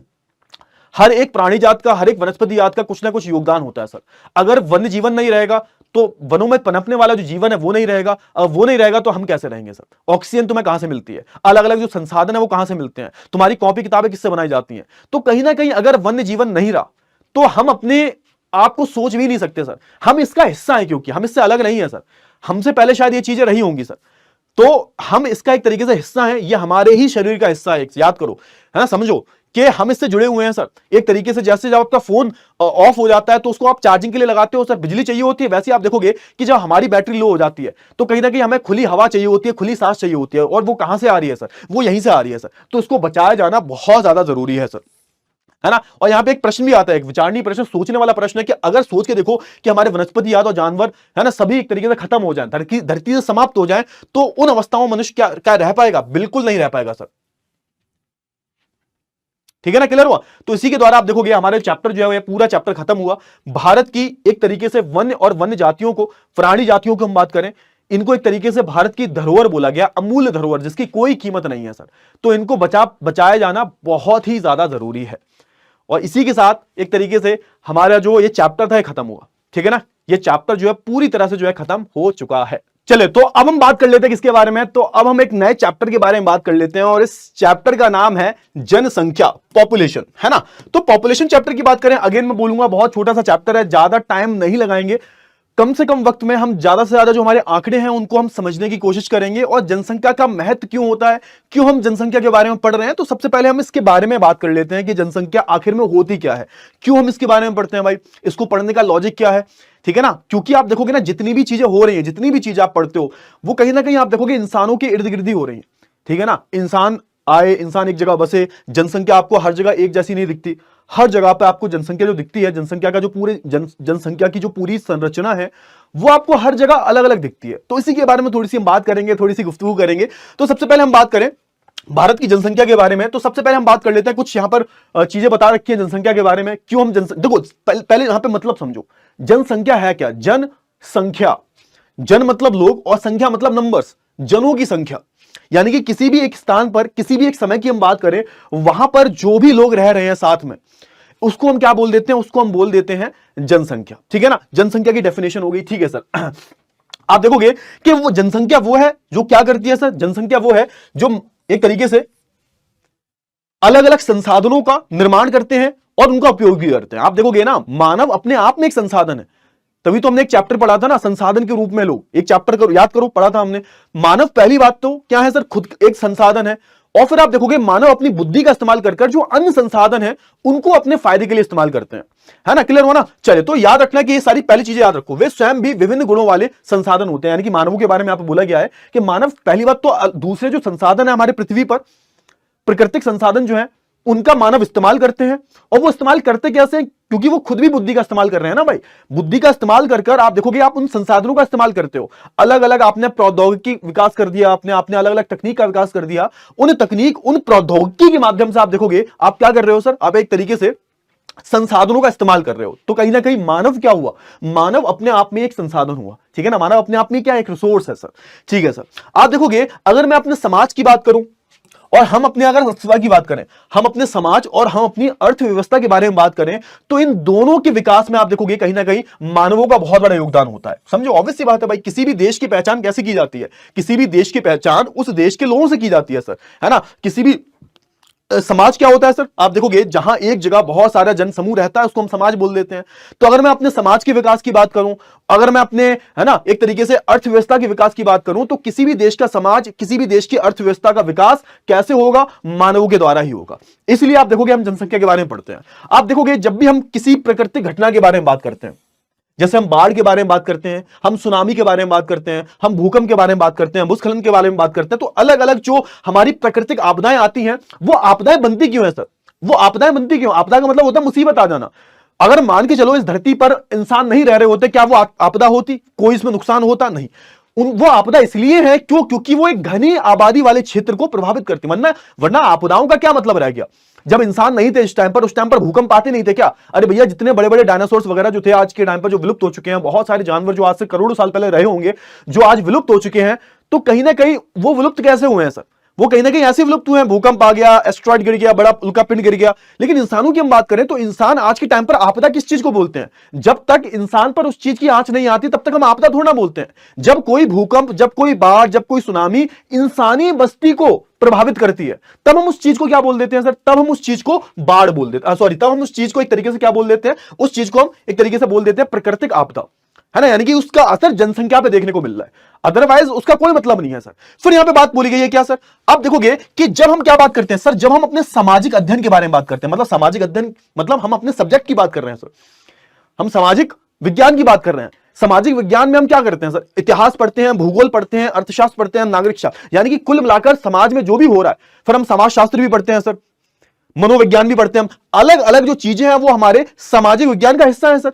और इन सामाजिक विज्ञान के हिस्से में हम एक तरीके से आप देखोगे समाज में जो चीजें नहीं दिखती हैं उसके बारे में हम बात करते हैं। समाज में जो चीजें हमें नहीं दिखती, जो आम लोगों को नहीं दिखती सर, उस चीज के बारे में हम सामाजिक अध्ययन में बात करते हैं। बात करते नहीं करते? अच्छा, तो वो बात जब हम करते हैं तो वो किस रिस्पेक्ट में करते हैं सर? जनसंख्या के आधार पर ही तो करते हैं सर। हम जो भी चीजों की बात कर रहे हैं, चाहे हम बात करें नेचर की, हम चाहे प्रकृति की बात करें, चाहे हम किसी भी चीज की बात करें, आर्थिक चीज की बात करें, राजनीतिक चीज की बात करें, तो उसकी जब बात की जा रही होती है तो वो किस संदर्भ में की जाती है बात? तो आप देखोगे कि वो जनसंख्या के संदर्भ में, जनसंख्या के आधार पर ही की जाती है सर। उसमें जनसंख्या जो होता है एक तरीके से आप देखोगे एक आधारी तत्व है सर। एक तरीके से आप देखोगे जब भी आप इन सारी चीजों के बारे में बात कर रहे होते हो तो हमारी जनसंख्या जो होती है एक तरीके से एक संदर्भित बिंदु है सर, जिसे आप देखोगे, जिससे आप दूसरे तत्वों का जो अवलोकन करते हो, यानी कि दूसरे जो तथ्य हैं, जैसे हम बात करें कि जैसे मैं एग्जांपल लेता हूं उसका, है ना। अवलोकन का मतलब होता है किसी चीज को हम अच्छे से पढ़ते हैं, देखते हैं, स्टडी करते हैं, अध्ययन करते हैं किसी चीज का, उसको हम अवलोकन बोल देते हैं। इसको इंग्लिश में हम बोलते हैं ओवरव्यू। यानी कि किसी चीज को हम स्टडी कर रहे हैं, किसी चीज पर हम एक तरीके से, है ना, बहुत ज्यादा उस पर हम जो है तहकीकात कर रहे हैं, उसको देख रहे हैं, उसको रिसर्च कर रहे हैं, तो उसको हम अवलोकन बोल देते हैं। अब यहां पर बोला गया, यहां पे एक स्टेटमेंट दिया गया है, आप देखोगे यह एक संदर्भ बिंदु है जिससे दूसरे तत्वों का अवलोकन किया जाता है और उनके अर्थ है वह महत्व ज्ञात किए जाते हैं। अब यहां पे मैं एग्जांपल देता हूं आपको। जैसे मैंने बोला कि किसी भी जगह पर 10 स्कूल हैं, किसी भी एक जिले में 10 स्कूल हैं। अब मैंने बोलिए 10 स्कूल हैं, अब मैंने यहां पर 10 स्कूल हैं, उन 10 स्कूल का कोई मतलब नहीं है। जो डेटा है तुम्हारे पास, इस डेटा का कोई मतलब नहीं है सर। अब मैं बोलूं किसी भी जिले में 10 हॉस्पिटल हैं सर, ठीक है सर। अब ये जो डेटा है, ये जो आंकड़े हैं आपके पास, ये किसी काम के नहीं है जब तक आप ये नहीं बताओगे कि वहां पर टोटल जनसंख्या कितनी है और पर अगर मैं व्यक्ति की बात करूं तो वहां पर, है ना, एक डॉक्टर पर कितनी मरीज आ रहे हैं। तो एक तरीके से आप देखोगे अगर आपके पास डेटा है कि भैया एक किसी जिले में 100 हॉस्पिटल हैं, किसी जिले में 1000 डॉक्टर हैं, तो ये कोई डेटा जो होगा कोई मतलब का डेटा नहीं है तब तक जब तक हम ये ना बता दें कि उस चीज का हमारी जनता को क्या फायदा हो रहा है सर। हमारी जनसंख्या के संदर्भ में तो पूरा डेटा निकालते हैं ना हम चाहे जनगणना की बात करें, हम चाहे, है ना, प्रति व्यक्ति आय की बात करें, चाहे हम मृत्यु दर की बात करें, चाहे हम जन्म दर की, ये सारी जो चीजें होती हैं, सारी जो डेटा है, वो किस संदर्भ में होते हैं सर? वो जनसंख्या के संदर्भ में होते हैं, है ना। आप देखोगे तभी यहां पे बोला जा रहा है कि एक तरीके से जनसंख्या की हम बात करते हैं, जब हम सामाजिक अध्ययन की बात करते हैं तो उसमें जनसंख्या जो है क्या है? आधारित तत्व है सर। आप देखोगे यह संदर्भ बिंदु है एक तरीके से, जिसकी तरफ हम जो है एक तरीके से जो पूरी रिसर्च चल रही है वो चल क्या रही है, सेंटर में क्या आता है, जो भी रिसर्च चल रही है सेंटर में क्या, हमारी जनसंख्या है सर। कि उस चीज का हमारी जनसंख्या पर क्या असर पड़ेगा सर, हमारी जनसंख्या पर क्या असर पड़ेगा। तो कहीं ना कहीं आप देखोगे जो भी हम दूसरे तत्वों की भी बात करते हैं ना, हम उसकी जो रिसर्च कर रहे होते हैं, ओवरव्यू कर रहे होते हैं, वो भी एक तरीके से आप देखोगे किसके लिए कर रहे होते हैं सर, किस महत्व में कर रहे होते हैं। तो आप देखोगे वो हम एक तरीके से आप देखोगे अपनी जनसंख्या के संदर्भ में ही कर रहे होते हैं। क्लियर हुआ ना। इसलिए आप देखोगे जनसंख्या बहुत जरूरी है।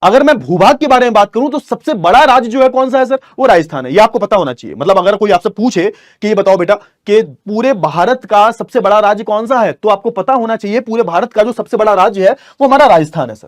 क्लियर हुआ ना? हाँ, तो राजस्थान के भूभाग के अनुसार देखा जाए, भूभाग की दृष्टि से देखा जाए तो सबसे बड़ा राज्य हमारा राजस्थान है। लेकिन अगर आप देखोगे ना पूरे भारत की कितनी परसेंट जनसंख्या जो है वो इस राज्य में रहती है, तो ये सिर्फ महज 5.5% निकल के आता है। अब इसका कारण क्या है? तो इसका कारण है हमारा भूगोल, हमारी ज्योग्राफी। आप देखोगे अगर हमारा पश्चिमी जो राजस्थान है जो कि बहुत बड़े भूभाग में है, तो पश्चिमी राजस्थान में अगर आप देखोगे तो यहां पर कुछ ऐसी क्लाइमेटिक कंडीशंस है, यहां पर आपको क्या देखने को मिलता है? यहां पर आपको बहुत सारा मरुस्थल देखने को मिलता है, रेगिस्तान देखने को मिलता है। इसलिए आप देखोगे कि कुछ ना कुछ भौगोलिक कारण होने की वजह से हमारे राजस्थान में आपको जो पॉपुलेशन देखने को मिलती है ये अत्यधिक कम देखने को मिलती है। पूरे भारत की सिर्फ और सिर्फ हम 5.5% जो एरिया है, सॉरी 5.5% जो पॉपुलेशन है वो हमारी कहां रहती है सर? वो हमारी राजस्थान में रहती है ना? तो ये डेटा हो गया सर हमारा। ठीक है सर, आगे हम बात कर लेते हैं सर, थोड़ा सा हम जनसंख्या घनत्व के बारे में बात करें सर। जनसंख्या घनत्व क्या होता है सर? अब जनसंख्या घनत्व की हम बात करते हैं तो यहां पर वही आता है कि एरिया के हिसाब से, यहां पर आप देखोगे ना जनसंख्या घनत्व एक तरीके से औसत हो जाता है कि भाई किसी एरिया की अगर हम बात कर रहे हैं, किसी अगर हम स्थान की बात कर रहे हैं, तो यहां पर उस स्थान पर कितने लोग रहते हैं, स्थान के, यहां पर सोचो, यहां पर जनसंख्या अलग चीज है। हो सकता है किसी राज्य की जनसंख्या बहुत ज्यादा हो लेकिन जनसंख्या घनत्व कम हो। क्यों? क्योंकि हो सकता है कि वो जो राज्य है वो एक तरीके से बहुत बड़ा राज्य हो। समझ रहे हो बोल क्या रहा हूं मैं? जैसे आप देखोगे कि जो अरुणाचल प्रदेश की जनसंख्या है वो एक तरीके से बहुत ज्यादा है एज कंपेयर टू सिक्किम, लेकिन फिर भी जनसंख्या घनत्व कहां का ज्यादा है सर? सिक्किम का ज्यादा है। क्योंकि सिक्किम के पास एरिया छोटा है। एरिया छोटा होगा जनसंख्या घनत्व ज्यादा होगा, एरिया बड़ा होगा यानी कि क्षेत्र बड़ा होगा तो जनसंख्या घनत्व भी कम होगा, है ना? एरिया ज्यादा यानी कि उस एरिया के हिसाब से जनसंख्या कम है तो जनसंख्या घनत्व भी कम होगा। यानी कि जनसंख्या घनत्व को हम कैलकुलेट कैसे करते हैं? तो उसको हम कैलकुलेट करते हैं, आप देखोगे प्रति वर्ग किलोमीटर में, है ना? प्रति वर्ग किलोमीटर का मतलब क्या है कि 1 किलोमीटर इधर गए, 1 किलोमीटर इधर गए, 1 किलोमीटर इधर, 1 किलोमीटर इधर, ये हो गया हमारा प्रति वर्ग किलोमीटर। अब इस वर्ग किलोमीटर में कितने लोग रह रहे हैं, उसको हम क्या बोल देते हैं? उसको हम जनसंख्या घनत्व बोल देते हैं। आप देखोगे कि अगर हम बात करें प्रति इकाई क्षेत्रफल में रहने वाले लोगों की संख्या को कहते हैं, मतलब आप देखोगे प्रति वर्ग किलोमीटर, इकाई की हम बात करें तो इकाई के रूप में हम किसको लेते हैं? वर्ग किलोमीटर को। जैसे मान के चलो मैं उदाहरण देता हूं आपको, मैं उदाहरण देता हूं आपको, ठीक है ना? कोई एरिया जो है वो मान के चलिएगा 100 स्क्वायर किलोमीटर में, 100 वर्ग किलोमीटर में है सर, ठीक है ना? क्लियर हुआ? और यहां पर जो आबादी है वो क्या है सर? यहां की आबादी जो है वो है करीबन 1 लाख की आबादी है सर।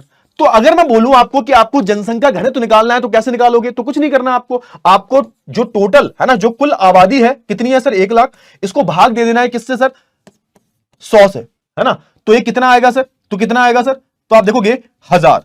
तो यहां पर क्या हुआ? इसका मतलब ये हुआ कि प्रति वर्ग किलोमीटर में 1000 लोग रह रहे हैं।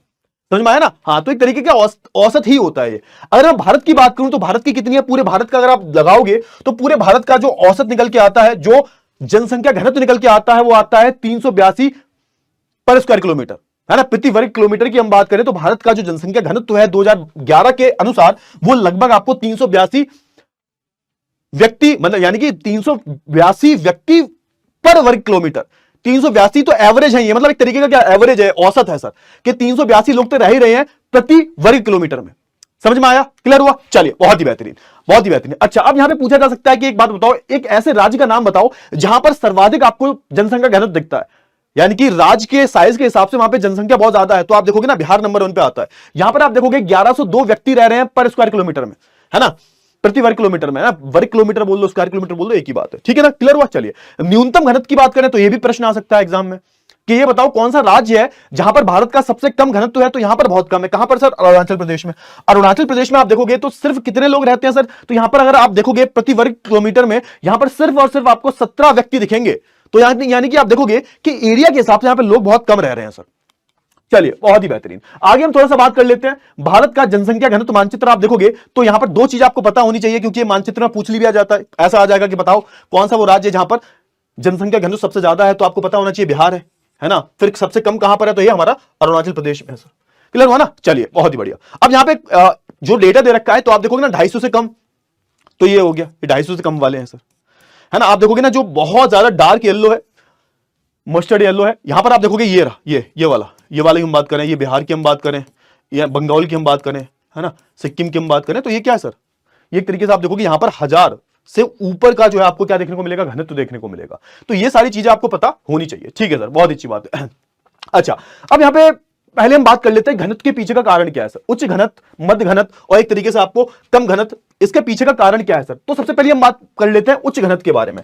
उच्च घनत्व आपको कहां देखने को मिलता है सर, ज्यादा घनत्व मतलब डेंसिटी जो है, जनसंख्या घनत्व ये ज्यादा कहां पर है, तो आप देखोगे कि जो हमारे उत्तरी मैदानी भाग है ना, और जो कुछ हमारे दक्षिण भाग में आप देखोगे केरल, यहां पर आपको अच्छा खासा क्या दिखता है सर, अच्छा खासा यहां पर आपको घनत्व दिखता है। यानी कि अगर मैं थोड़ा सा पीछे जाऊं तो आप देखोगे कि ये वाला जो राज्य है, यानी कि हमारा पूरा उत्तर भारत वाला, ये देखो ये है ना, ये वाला पूरा, ये वाला जो पूरा भाग है हमारा, और प्लस अगर आप दक्षिण भाग में जाओगे तो ये हमारा ये केरल वाला, केरल ये रहा हमारा, ये हमारा केरल है। यहां पर आपको अच्छा खासा क्या देखेगा, यहां पर आपको अच्छा खासा जनसंख्या घनत्व देखने को मिलेगा।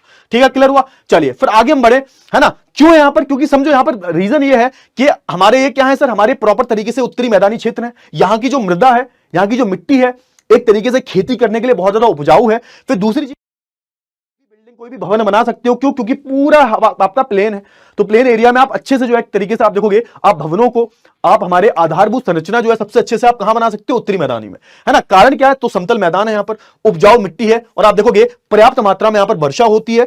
तो एक तरीके से ये जो जगहें हैं हमारी, अगर मैं बात करूं केरला की, अगर मैं बात करूं उत्तर भारत की, तो ये जगह रहने लायक है सर। यहां पर जो जलवायु है वो कुछ इस प्रकार है कि हम यहां पर सस्टेन कर सकते हैं, रह सकते हैं। इसलिए आप देखोगे कि लोगों को ये जगहों पर रहना बहुत पसंद है, इसलिए आप देखोगे यहां पर सबसे ज्यादा आपको आबादी देखने को मिलती है। अगर मैं बात करूं मध्यम घनत्व के बारे में, तो यहां पर मध्यम घनत्व कहां पर आता है, यानी कि ना ज्यादा कम, ना ज्यादा बहुत, ना बहुत ज्यादा। तो यहां पर आप असम में आप बात करोगे, और जो हमारे अधिकतर प्रायद्वीपी राज्य जो है, प्रायद्वीपी मतलब ये वाले, प्रायद्वीपी मतलब ये वाले, ये देखो ये वाले जो राज्य है ना, फिर आप देखोगे, फिर हम इसकी हम बात करें, ये वाला राज्य हो गया। तो हमारे प्रायद्वीपी राज्य कौन से थे, ये वाले है ना, ये वाले प्रायद्वीपी राज्य हमारे, पूरा हमारे ये जो राज्य दिख रहे हैं आपको, ये हमारे प्रायद्वीपी राज्य हैं। यहां पर आपको मध्यम स्तर का जो है एक तरीके से क्या दिखता है, घनत्व दिखता है सर। ठीक है ना, यानी कि अब यहां पे क्या होता है सर, यहां पर आप देखोगे, यहां पर आपको पठार देखने को मिलते हैं, यहां पर आपको पहाड़ देखने को मिलते हैं, है ना, पथरीले भूभाग देखने को मिलते हैं। तो बहुत सारे भूभाग ऐसे हैं जहां पर आप नहीं रह सकते। क्यों, क्योंकि यहां पर ना तो आप खेती कर सकते हो, या फिर यहां पर अन्य जो संसाधन होते हैं जो रहने के लिए चाहिए ही चाहिए, वो यहां पर बहुत कम है। आप देखोगे मध्यम से कम वर्षा होती है, यहां पर छिछली एवं कम उपजाऊ मिट्टी है, तो इसलिए आप देखोगे यहां पर कुछ जगह ऐसी हैं जो रहने लायक नहीं है, तो वहां पर आपको पॉपुलेशन कम मिलेगी, जनसंख्या कम मिलेगी। कम घनत्व वालों की हम बात करें तो आप देखोगे जो हमारे पहाड़ी इलाके हैं, पर्वतीय क्षेत्र है, जैसे कि उदाहरण के तौर पर अरुणाचल प्रदेश की बात करूं, मैं कश्मीर की बात करूं, हिमाचल की बात करूं, उत्तराखंड की बात करूं, लद्दाख की बात करूं, तो यहां पर आपको कम जो है घनत्व देखने को मिलेगा, है ना। यहां पर वही लिखा हुआ है कि आपको घनत्व जो है यहां पर कम देखने को मिलेगा। कम देखने को मिलेगा, क्यों कम देखने को मिलेगा, क्योंकि यहां पर भौगोलिक स्थिति कुछ ऐसी है सर। आप देखोगे जो पहाड़ों की संरचना होती है, पहाड़ों की जो आकृति होती है, वो एक तरीके से कुछ ऐसी होती है जहां पर आप ज्यादा जनसंख्या को बसा नहीं सकते। अब समझो ये वाला जो पूरा भाग है हमारा, ये वाला जो पूरा भाग है, ये वाला जो पूरा भाग है हमारा, है ना, ये हिमालयन वाली हमारी रेंजेस है सर। ये हमारी क्या है सर, ये हमारी एक तरीके से आप देखोगे ये हिमालयन रेंजेस है सर, है ना। यहां पर आप जो भी राज्य पाओगे, चाहे वो कश्मीर हो, चाहे वो हमारा हिमाचल प्रदेश हो, चाहे वो हमारा उत्तराखंड हो, यहां पर आपको कम आबादी ही देखने को मिलेगी। फिर थोड़ा सा आप यहां पर आओगे तो यहां पर हमारा उत्तराखंड हो गया सर, है ना, तो यहां पर भी आपको कम आबादी देखने को मिलेगी सर। क्लियर हुआ, बहुत ही बढ़िया, बहुत ही बढ़िया। आप देखोगे कारण बताए गए हैं, पर्वतीय क्षेत्र है यहां पर, और आप देखोगे यहां पर जो जलवायु है ना, जलवायु जो है वो एक तरीके से इन क्षेत्रों में आप देखोगे कम जनसंख्या का कारण है। यहाँ की जलवायु कुछ ऐसी है, कई जगह पर पानी की कमी है, कई जगह पर आप देखोगे पथरीला क्षेत्र है तो वहां पर मिट्टी नहीं होती। पहाड़ी क्षेत्रों में आप देखोगे जितनी भी मिट्टी होती है उपजाऊ, वो घाटियों में होती है, ऊपर से मिट्टी आ जाती है भाई। तो ऊपर आप जाओगे तो थोड़ा सा आपको इलाका जो मिलता है वहां पे, एक तो देखोगे कि जैसे जैसे आप ऊपर जाते हो वैसे वैसे आप देखोगे वनस्पति बदल जाती है ना, तो वहां पे मिट्टी उतनी उपजाऊ नहीं होती, और वहां का कुछ भौगोलिक स्थिति कुछ ऐसी है कि वहां पर आप ज्यादा जनसंख्या को वो सहन ही नहीं कर सकते सर। फिर भी आप देखोगे हमारे पहाड़ों पर अच्छी खासी जनसंख्या आपको देखने को मिल जाती है सर। अच्छा, आप देखोगे अब यहां पे बात कर लेते हैं जनसंख्या वृद्धि के बारे में, क्योंकि भाई देखो ये तो हमारा काम है ना कि जनसंख्या में वृद्धि हुई है, कितनी हुई है सर। अब इसको भी कैलकुलेट करने के अलग अलग तरीके होते हैं सर, कि भाई किसी भी जगह की अगर जनसंख्या बढ़ी है तो इसका कारण क्या है सर, किस रीजन से बढ़ी है सर, है ना, कारण क्या है, किस तरीके से बढ़ सकती है सर, तो इसके बारे में थोड़ी सी बात कर लेते हैं। तो सबसे पहले आप देखोगे कि यहां पर जो जनसंख्या बताई गई है, जनसंख्या क्या है सर, तो जनसंख्या एक तरीके से आप देखोगे परिवर्तनशील है, यानी कि बदलती रहती है। आपने कभी सुना है कि जनसंख्या पहले इतनी थी उतनी ही आज है? यहां तो भैया जनसंख्या जो है बढ़ेगी या घटेगी, है ना, ऐसा कभी नहीं होता कि जनसंख्या जो है उतनी की उतनी रहे। एक तरीके से आप देखोगे यहां पर बोला गया है कि हमारी जो जनसंख्या है वो क्या है सर, वो परिवर्तनशील है, यानी कि उसमें कुछ ना कुछ बदलाव आते रहते हैं। आप देखोगे हमारी जनसंख्या की हम बात करें, इसकी वितरण की बात करें, इसकी संख्या की बात करें, और एक तरीके से आप देखोगे जो इसका वितरण है, सबसे बड़ी बात मैं वितरण की बात करूं तो उसमें आपको हमेशा कुछ ना कुछ बदलाव देखने को मिलेंगे। और यहां पे बोला गया है इस बदलाव के पीछे ना तीन महत्वपूर्ण चीजें होती हैं, तीन महत्वपूर्ण कारक होते हैं। पहले कारक की अगर मैं बात करूं, यानी कि जनसंख्या अगर बढ़ रही है, कम हो रही है ना, आप देखोगे उसमें तीन महत्वपूर्ण कारक है। पहला जो कारक है वो क्या होता है सर, वो होता है जन्म दर, यानी कितने पैदा हो रहे हैं। फिर हम बात करते हैं मृत्यु दर की, कितने मर रहे हैं सर। और फिर हमारा क्या आता है, फिर आता है हमारा प्रवास। प्रवास को हम इंग्लिश में बोलते हैं माइग्रेशन, यानी कि कितने जो लोग हैं वो देश को छोड़कर चले गए। या फिर प्रवास की अगर मैं बात करता हूं, माइग्रेशन की जब मैं बात करता हूं, ये भी बहुत तरह के होते हैं कि देश के अंदर ही एक राज्य से दूसरे राज्य में लोग जा रहे हैं। हो सकता है भैया कोई जो बंदा होगा पहले यूपी में रह रहा होगा, अब वो मुंबई में चला गया, है ना, मुंबई से वो किसी और दूसरे राज्य में, मुंबई से यानी कि महाराष्ट्र से वो कर्नाटका में चला गया। तो अलग अलग राज्यों में भी प्रवास आपको देखने को मिलते हैं। तो वो डिपेंड करता है प्रवास कैसा हो रहा है, ठीक है ना, क्लियर हुआ। चलिए, वैसे प्रवास में हम बात करें तो राष्ट्रीय होता है, एक अंतरराष्ट्रीय होता है कि भाई यहां तो भारत छोड़ के बाहर चला गया वो। तो ये तीन जो कारक होते हैं वो कहीं ना कहीं आप देखोगे जनसंख्या में जो भी परिवर्तन आ रहे हैं, वृद्धि हो रही है, उसमें कहीं ना कहीं ये जो तीन कारक जो होते हैं इनका बहुत बड़ा योगदान होता है। समझ में आया, चलो ठीक है। अगर मैं जनसंख्या वृद्धि की बात करूं तो समझो इसका सिंपल सा मतलब क्या है कि अगर आप किसी भी समय की बात कर रहे हो, समय में कितनी जो जनसंख्या है उसमें बदलाव हुआ है। बदलाव आपका सकारात्मक हो सकता है, नकारात्मक भी हो सकता है। ऐसा नहीं है कि हमेशा वृद्धि जो होगी वो हमेशा सकारात्मक होगी, वो नकारात्मक भी हो सकती है सर, या तो बढ़ेगी या कम होगी सर। समझो पहली बात तो, है ना। किसी भी अगर मैं समय की बात करूं, अगर मैं दो समय रेखाओं की बात कर रहा हूं सर, है ना, किसी भी दो समय की बात कर रहा हूं, मान के चलिए 2001 में मान के चलिए 1 लाख की पॉपुलेशन थी और 2011 में 2 लाख की पॉपुलेशन हो गई, तो कहीं ना कहीं हम बोल सकते हैं कि जो वृद्धि हुई है वो 1 लाख की हुई है सर। अब इसको ना हम दो तरह से दर्शा सकते हैं। एक तो या तो हम इसको नंबर्स में, संख्या में, यानी कि 1 से 2 लाख की पॉपुलेशन हो गई तो यानी कि 1 लाख से पॉपुलेशन बढ़ गई। तो एक तरीके से आप देखोगे ना, जो ग्रोथ है हमारी, वृद्धि जो है, उसको हम दो तरीके से कैलकुलेट करते हैं। एक तो होती है हमारी निरपेक्ष वृद्धि और दूसरी होती है हमारी सापेक्ष वृद्धि। अब समझो निरपेक्ष वृद्धि की हम बात करें तो आप देखोगे ज्यादातर, देखो अब दोनों सेम ही है वैसे, बस इतना समझो कि इन दोनों को थोड़ा सा आप हटा के देखोगे ना, तो बस इतना समझो कि एक तरीके से हम ग्रोथ को ना दो तरीके से दिखा सकते हैं। ये कुछ अलग नहीं है, ज्यादा अलग नहीं है, बस इसमें याद रखो कि पॉपुलेशन को हम दो तरह से कैलकुलेट करते हैं। या तो आप परसेंटेज के टर्म में बता सकते हो, है ना, परसेंटेज मतलब कि भैया इतनी पॉपुलेशन थी और 1000 से एक तरीके से हमारी पॉपुलेशन कितनी बढ़ गई, 1500 हो गई सर, यानी कि 50% की वृद्धि हुई है। और फिर अगर मैं नंबर की टर्म्स में निकालूं, यानी संख्या निकालूं, तो 500 से हमारी जनसंख्या जो बढ़ चुकी है। तो कहीं ना कहीं आप सिंपल सा समझो, इसमें कंफ्यूज होने की ज्यादा जरूरत नहीं है। इसमें इतना बोला गया है कि हमारी जो निरपेक्ष वृद्धि है वो हम संख्या में दिखाते हैं भाई, है ना। पहले की जनसंख्या जो है उसको हम बाद की जनसंख्या से घटा देते हैं। जैसे कि मान के चलिएगा कि 2011 में जनसंख्या थी हमारी 140 करोड़, सॉरी 120 करोड़, 120 करोड़ की जनसंख्या थी, जो कि आप देखोगे 2001 में कितनी होगी सर, 2001 में थी हमारी जनसंख्या, मान के चलो 100 करोड़, मान के चलिएगा। अगर मैं आपसे बोलूं कि एक तरीके से हमारी निरपेक्ष वृद्धि क्या है, तो आप इसमें कैसे करोगे, क्या करोगे, तो आप देखोगे कि हमारी जो कौन सी है, हमारी जो बाद वाली जनसंख्या यानी कि 120 करोड़ है, इसको हम पहले वाली जनसंख्या यानी कि 100 करोड़ में घटा देंगे। कितना आएगा सर, तो यहां पे आपको आएगा 20 करोड़ की जो पॉपुलेशन है इसकी वृद्धि देखने को मिली है, 20 करोड़ की वृद्धि हो गई। अब इसको हो सकता है कि आप कैलकुलेट कर सकते हो किससे सर, आप देखोगे इसको आप जब परसेंटेज के टर्म में कर सकते हो कि भैया 20% जो पॉपुलेशन थी वो हमारी बढ़ गई सर, बढ़ गई नहीं बढ़ गई, है ना। तो ये क्या हो गया, ये हमारी सापेक्ष वृद्धि हो गई। एक तरीके से आप देखोगे इसमें हम किसकी बात करते हैं, प्रतिशत की बात करते हैं। क्या करते हैं सर, इसमें हम बेसिकली आप देखोगे प्रतिशत की बात करते हैं। आप देखोगे इसमें, आप देखोगे जो हमारा बेस ईयर होता है उसको हम मान लेते हैं, क्या उसको एक तरीके से हम मानते हैं कि भैया ये जो पॉपुलेशन थी ये बेस ईयर हमारा, और कितने से पॉपुलेशन बढ़ गई है सर, तो आप देखोगे उसका हम पूरा परसेंटेज निकाल लेते हैं, कितने परसेंट जो है एक तरीके से ग्रोथ हुई है हमारी, कितनी परसेंट की वृद्धि हुई है। इससे हमें यह आइडिया लग जाता है कि भैया हर साल की जो पॉपुलेशन है वो कितनी परसेंट बढ़ती जा रही है। तो यहां पर समझो इन दोनों में कंफ्यूज होने की जरूरत नहीं है। इतना याद रखो कि भैया पॉपुलेशन को दो तरीके से हम कैलकुलेट कर सकते हैं भाई, या तो वो एक तरीके से आप देखोगे, आप प्रॉपर आप उसमें क्या देख रहे हो, आप जो है नंबर, संख्या, कि भैया 1 लाख से 100 करोड़ से 120 करोड़ यानी कि 20 करोड़ की। अब इसको आप जो है परसेंटेज के टर्म में भी लिख सकते हो कि भैया इतनी परसेंट, 20% से जो पॉपुलेशन है वो बढ़ गई है। तो या तो परसेंटेज में निकाल दो आप, या फिर आप नंबर्स में, संख्याओं में निकाल दो, बस यही है। इसमें इतना ज्यादा कंफ्यूज होने की जरूरत नहीं है। जैसे कि आप देखोगे कि भैया 361 मिलियन पॉपुलेशन थी, लगभग 36 करोड़ की पॉपुलेशन थी 1951 में, जो बढ़कर आप देखोगे 2011 तक कितनी हो गई, 120 करोड़ हो गई।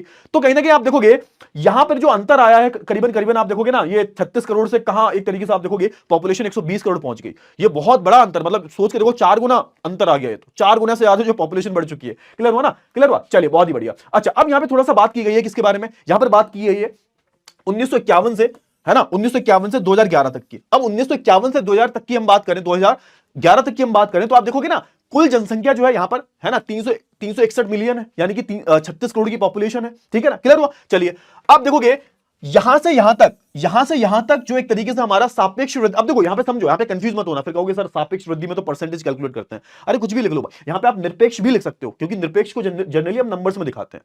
आप देखोगे ये हमारी वार्षिक वृद्धि है कि हर साल कितनी ग्रोथ हुई है सर, ये हमारी वार्षिक वृद्धि है, हर साल कितनी ग्रोथ हुई है, 1.2, 1.96, 2.20, 2.22, 2.12, 1.97, 1.64। क्लियर हुआ। और आप यहां पर देखोगे, यहां पर आपको एक तरीके से आप देखोगे संख्याओं में दिखाया गया है, संख्याओं में दिखाया गया है। आप देखोगे कि एक 361 से आप देखोगे 439 जो है करोड़ की पॉपुलेशन होगी, तो यानी कि आप देखोगे कितना बढ़ गया सर, तो 42.43%। फिर यहां से यहां देखोगे फिर कितना बढ़ गया सर, 78.15%। तो सॉरी 78.15 मिलियन, लाख की बात की जा रही है ना यहां पे। तो यहां पर एक तरीके से आप देखोगे, यहां पे नंबर्स में दिखाया गया है, और यहां पर आप देखोगे वार्षिक वृद्धि जो है किस तरह से हो रही है सर, वार्षिक, यहां पे वार्षिक है, दशक की बात नहीं की जा रही, वार्षिक वृद्धि की बात की जा रही है। 1.25% है हर साल की, है ना, यहां पर हर साल की आप देखोगे 1.96% है, 2.20% है। तो ये नंबर है हमारे कि 10 वर्ष में, ये दशक की बात की है, 10 वर्ष की बात की जा रही है कि 10 वर्ष में पॉपुलेशन कितनी से कितनी हो गई है सर, है ना। तो आप देखोगे इसमें से इसको घटाओगे तो आप देखोगे आपको नंबर्स मिलते जाएंगे, इसमें से इसको हटा दो, इसमें से इसको हटा दो, इसमें से इसको हटा दो, इसमें से इसको हटा दो, तो आपको नंबर्स मिल जाएंगे सर। ठीक है ना, क्लियर हुआ। चलिए, तो ये आई होप आपको इतनी सारी जो चीजें वो क्लियर हो गई होंगी। आप देखोगे कि यहां पे बोला गया, अगर मैं 1951 से 81 की बात करूं तो आपको क्या देखने को मिलता है, आपको यह देखने को मिलता है कि हमारी जो जनसंख्या है ना, वार्षिक वृद्धि, यानी कि इसकी बात की जा रही है, ये कब तक बढ़ी है सर, तो आप देखोगे ना ये 1980 तक बढ़ी है सर, है ना। आप देखोगे 2.22 यहां तक ये खूब बढ़ी है सर, वार्षिक वृद्धि की बात कर रहा हूं मैं, है ना, ये वार्षिक वृद्धि हमारी दशक की नहीं है। लेकिन इसके बाद आप देखोगे 1980 के दशक के बाद अब क्या होगा, आपको ये जो वृद्धि है इसमें गिरावट नजर आएगी। आप देखोगे ना 2.22 से 2.16 गिर गई, फिर 1.97 और फिर और गिर गई, फिर 1.64। अभी का जो नया डेटा आएगा उसमें आप देखना, उसमें और कम होगा ये, क्योंकि जो हमारी पॉपुलेशन ग्रोथ है, जो हमारी जनसंख्या वृद्धि है, इसमें गिरावट आ रही है तेजी से। और हर देश में होता है, जब कोई देश बहुत ज्यादा आप देखोगे ना, आप देखोगे अंडर डेवलप्ड होता है, अविकसित होता है, जब वो विकास की तरफ बढ़ता है तो वहां पर आपको जनरली ऐसी चीजें दिखाई देती हैं। क्लियर हुआ ना। चलिए, बहुत ही बढ़िया, आगे हम बात कर लेते हैं। यहां पे थोड़ा सा डेटा दे रखा है, अब देखोगे डेटा में आप थोड़ा सा देखोगे 1951 का डेटा है, 1951 के आंकड़े दे रखे हैं, है ना, 1961, 1971, 81, 91, 2000, 2011। यहां पर आप देखो कि 1.25 का ग्रोथ रेट था, है ना, 42 करोड़ की पॉपुलेशन थी, फिर ये बड़ा 1.96 हो गया, है ना, क्लियर हो, 1.96 एक तरीके से वार्षिक वृद्धि है ये। फिर आप देखोगे 2.20 हुआ सर, कि हर साल लगभग 2.20 की रेट से जो है पॉपुलेशन बढ़ रही है सर। फिर अगले 10 साल की हम बात करें तो हर साल आप देखोगे 2.22% की रेट से जो है पॉपुलेशन बढ़ रही थी। फिर आप देखोगे ये आ गया हमारा 1981, अब यहां से गिरना शुरू होगा सर, 2.16, है ना, 1.97, फिर 1.64। तो एक तरीके से आप देखोगे 1980 के बाद हमारी जो पॉपुलेशन है, 1981 के बाद आप देखोगे हमारी पॉपुलेशन गिरना शुरू हो गई थी सर। वार्षिक दर जो है ना, पॉपुलेशन की वार्षिक जो है, हर साल जो पॉपुलेशन की ग्रोथ है उसकी जो परसेंटेज है वो आप देखोगे 1981 के बाद गिरनी शुरू हो गई थी, ये जानो। चलो ठीक है, आप देखोगे, लेकिन यहां पर एक बात समझो भाई, अब यहां पे मैं कॉन्सेप्ट बताता हूं कि यहां पे बोला गया है कि वृद्धि दर में कमी तो आई है 1981 के बाद, लेकिन फिर भी आप देखोगे कि कमी आने के बाद भी हमारी जो पॉपुलेशन है ना वो बढ़ती जा रही है, लोगों की संख्या बहुत अधिक है सर। अब समझो यहां पे बोला क्या जा रहा है, आप देखोगे यहां पे बोला जा रहा है कि आप समझो कि जो वृद्धि दर है वो गिर गया है सर, है ना, कितना हो गया सर, 1.97, फिर 1.64।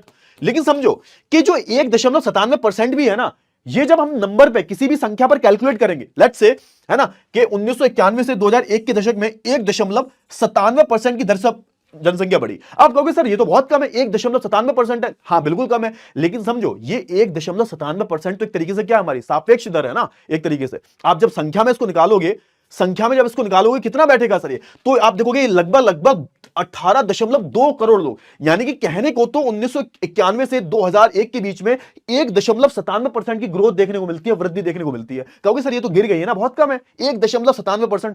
अब दिक्कत ये नहीं है कि कम है, अब जैसे मैं तुम्हें एक उदाहरण देता हूं, समझो, अगर मैं तुमको बोलूं कि भैया ये बताओ कि 1000 लोग जो हैं इसका 1% कितना होगा, इसका 1% कितना होगा, है ना, मैं बोलूं तुमसे, तुम बोलोगे सर क्या बात करते हो, 1000 का 1% हो गया हमारा 10, ठीक है सर, 1000 लोग हैं। लेकिन वही मैं बोलूं कि बेटा एक बात बताओ, ये हमारे क्या है सर, ये हमारे 100 करोड़ है सर, ये 100 करोड़ है लोग, अब इसका ना 1% निकाल के दिखाओ। अब कहने को तो आपको 1% बहुत कम लग रहा है, कहने को तो 1% बहुत कम है सर, लेकिन निर्भर यह करता है कि आप 1% कैलकुलेट किस पे कर रहे हो भाई। 1% आप 100 करोड़ पे निकाल ले हो, तो अगर 100 करोड़ का भी अगर 1% निकालोगे तो ये कितना हो रहा है सर? साल का 1 करोड़ तो हो रहा है सर, यानी कि साल की 1 करोड़ की जनसंख्या जो है जुड़ रही है सर। अब कहने को तो 1% था सर, लेकिन एक्चुअल में तुम 1% कैलकुलेट किस पे कर रहे हो भाई? कोई छोटे मोटे नंबर पे नहीं कर रहे, तुम 100 करोड़ पे कर रहे हो। तो वही बात है, तो वही बात यहां पर बोली गई है कि कहने को तो हमारी जो जनसंख्या वृद्धि है उसमें कमी आई है, लेकिन फिर भी आप देखोगे कि जो लोग जुड़ जाते हैं हर साल, उनकी संख्या अभी भी कम नहीं हो रही, वो बहुत ज्यादा है सर। क्यों? क्योंकि हमारे भारत की जनसंख्या ही इतनी विशाल है कि समझो कि तुम जब अगर कैलकुलेट करोगे तो यहां पे एक उदाहरण भी दिया गया है कि कहने को तो 1991 से 2001 में सिर्फ जो ग्रोथ थी वो थी 1.97%, लेकिन जब इसको कैलकुलेट किया गया तो ये निकल के आता है लगभग 118.2 करोड़, यानी कि 18.2 करोड़ की जो पॉपुलेशन थी वो बढ़ गई थी सर, है ना। इस रेट से पॉपुलेशन बढ़ रही थी, 1.97% की रेट से आप देखोगे पॉपुलेशन इसके बीच में बढ़ी है। लेकिन फिर भी अगर आप देखोगे, अगर इसको नंबर में बदलोगे तो ये नंबर निकल के आता है कि 10 साल में 18.2 करोड़ लोग जो है जुड़ चुके हैं, जो कि कम नहीं है, जो कि बहुत ज्यादा है। क्लियर हुआ ना। और आप देखोगे यहां पे एक डेटा और देता हूं मैं, 2023 का डेटा है कि हमने भारत ने क्या किया है सर, विश्व में चीन नंबर 1 पे था, तो चीन का जो एक खिताब था हमने छीन लिया है सर, है ना। अब चाइना जो है वो नंबर 1 पर आ गया है सर, चाइना जो है वो नंबर 1 पे आ गया है सर। क्लियर हुआ ना। आई होप आपको इतनी चीजें जो है बहुत ही ज्यादा अच्छे से जो है क्लियर हो गई होंगी, ठीक है ना। अब समझो, अब मैंने आपको बताया था कि जब जनसंख्या वृद्धि होती है उसके 3 घटक होते हैं। पहला मैंने बताया था आपको बर्थ रेट, जिसको हम हिंदी में बोलते हैं जन्म दर, दूसरा होता है मृत्यु दर, जिसको इंग्लिश में हम बोलते हैं डेथ रेट, और तीसरा होता है हमारा प्रवास, जिसको हम इंग्लिश में बोलते हैं माइग्रेशन, ठीक है सर। अब ये तीनों कारक होते हैं कहीं ना कहीं, किसी भी दुनिया में किसी भी कोने में चले जाओ, जब पॉपुलेशन बढ़ रही है कम हो रही है ना, बढ़ रही है कम हो रही है, जो भी हो रहा है, तो उसमें आप देखोगे ना ये 3 मेन हमारे फैक्टर्स होते हैं, 3 मेन कारक होते हैं सर। अब हमारा जन्म दर क्या होता है, तो आप देखोगे किसी, अगर मैं एक प्रति वर्ष की बात करूं, 1 वर्ष की बात कर रहा हूं, है ना, 1 वर्ष की, 1000 व्यक्तियों की हम बात करें, प्रति 1000 व्यक्तियों में जितने जीवित बच्चों का जन्म हुआ है वो कितने, मतलब मान के चलो 1000 बच्चे पैदा हुए, उसमें जिंदा कितने, है ना, जीवित बच्चे कितने।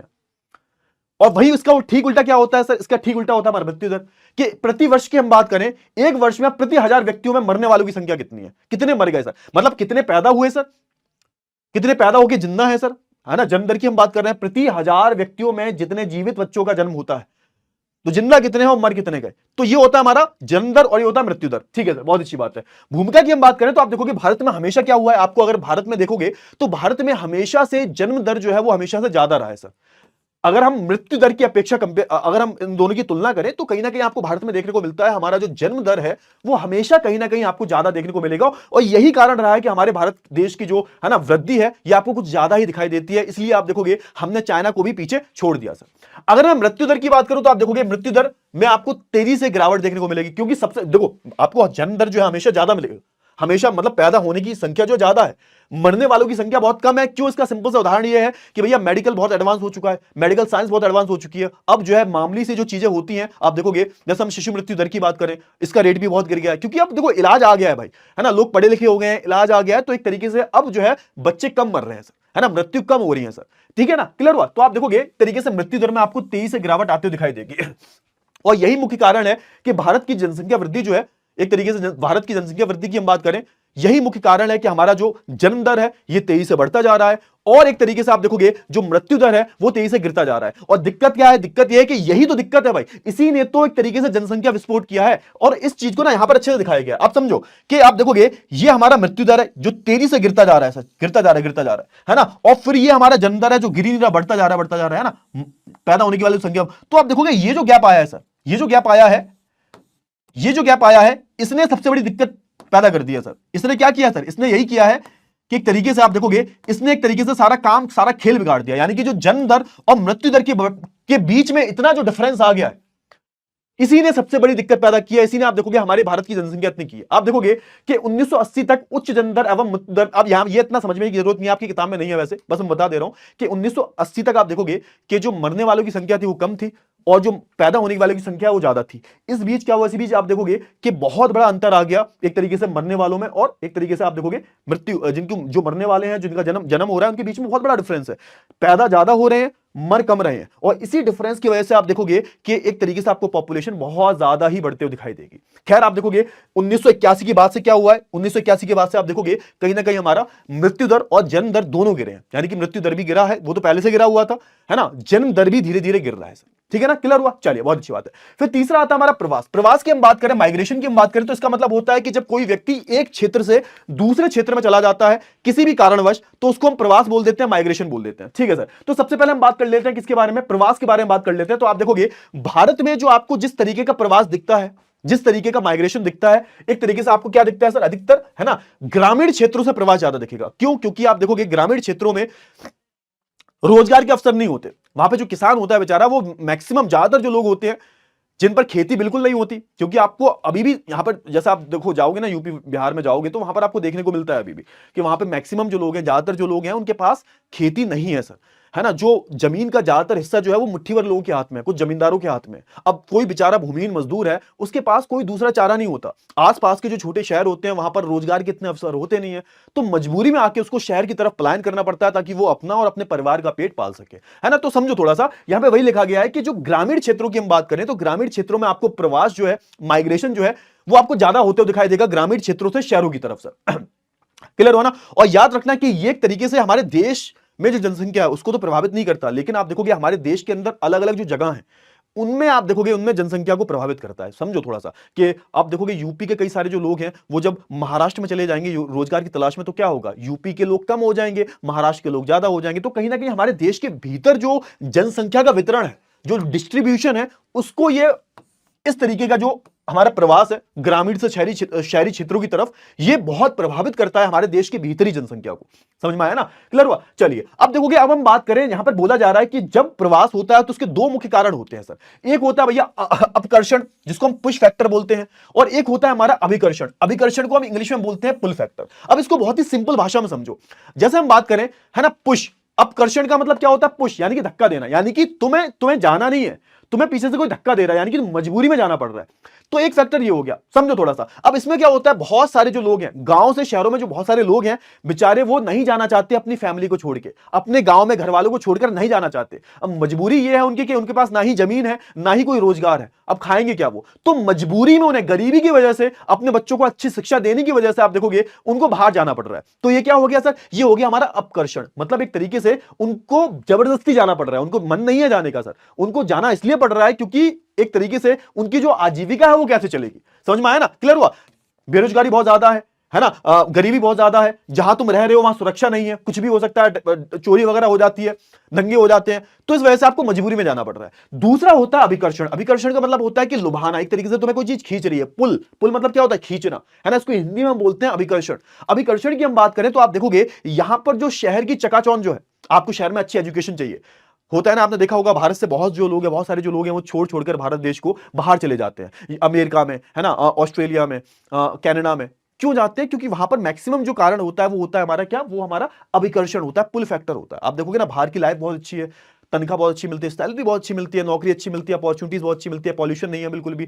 तो आप देखोगे ये क्या है, ये एक तरीके से आप देखोगे लोग अपना जीवन स्तर को सुधारने के लिए जाना चाहते हैं, उनको जहां वो जाना चाहते हैं वहां पर जो वहां की जो चकाचौंध है, वहां का जो ग्लैमर है वो बहुत अच्छा लग रहा है, तो इसको हम बोल देते हैं अभिकर्षण, है ना। रोजगार में वृद्धि है एवं अच्छे जीवन स्तर, है ना, तो एक तरीके से लोग जो है अच्छे जीवन स्तर के आशा में, अच्छे जीवन स्तर के लिए जो है बाहर जाते हैं। क्लियर हुआ ना, क्लियर हुआ। चलिए आप देखोगे यहां पर क्या लिखा हुआ है, आप देखोगे शहरी जनसंख्या का हिस्सा 1951 में, हां अब समझो यहां पे बोला क्या जा रहा है, अगर मैं शहरी जनसंख्या की बात करूं तो 1951 में बहुत कम था सर, सिर्फ 17.29% जो पॉपुलेशन थी ये शहर में रहती थी, जो कि 2011 में बढ़कर कितना हो गया सर, 31.80% हो गया। अब आप देखोगे धीरे धीरे शहर में जो लोग जा रहे हैं थोड़ा सा कम हो रहे हैं। क्यों? क्योंकि आप देखोगे बहुत सारे सरकार ने प्रोग्राम चलाए हैं ना, गरीबी के, जैसा आप देखोगे नरेगा की हम बात करें, है ना, लोन वोन आजकल इजीली मिल जाता है, तो आप देखोगे थोड़ा सा जो संख्या थी शहर में जाने वालों की कम हो गई है। लेकिन फिर भी आप देखोगे 2050 तक लगभग भारत देश की आधी 47% से ज्यादा की जो जनसंख्या होगी वो शहरों में रह रही होगी 2050 तक। ठीक, खैर मैं नॉलेज के लिए बता रहा हूं, ऐसा कुछ वो नहीं है, ठीक है ना।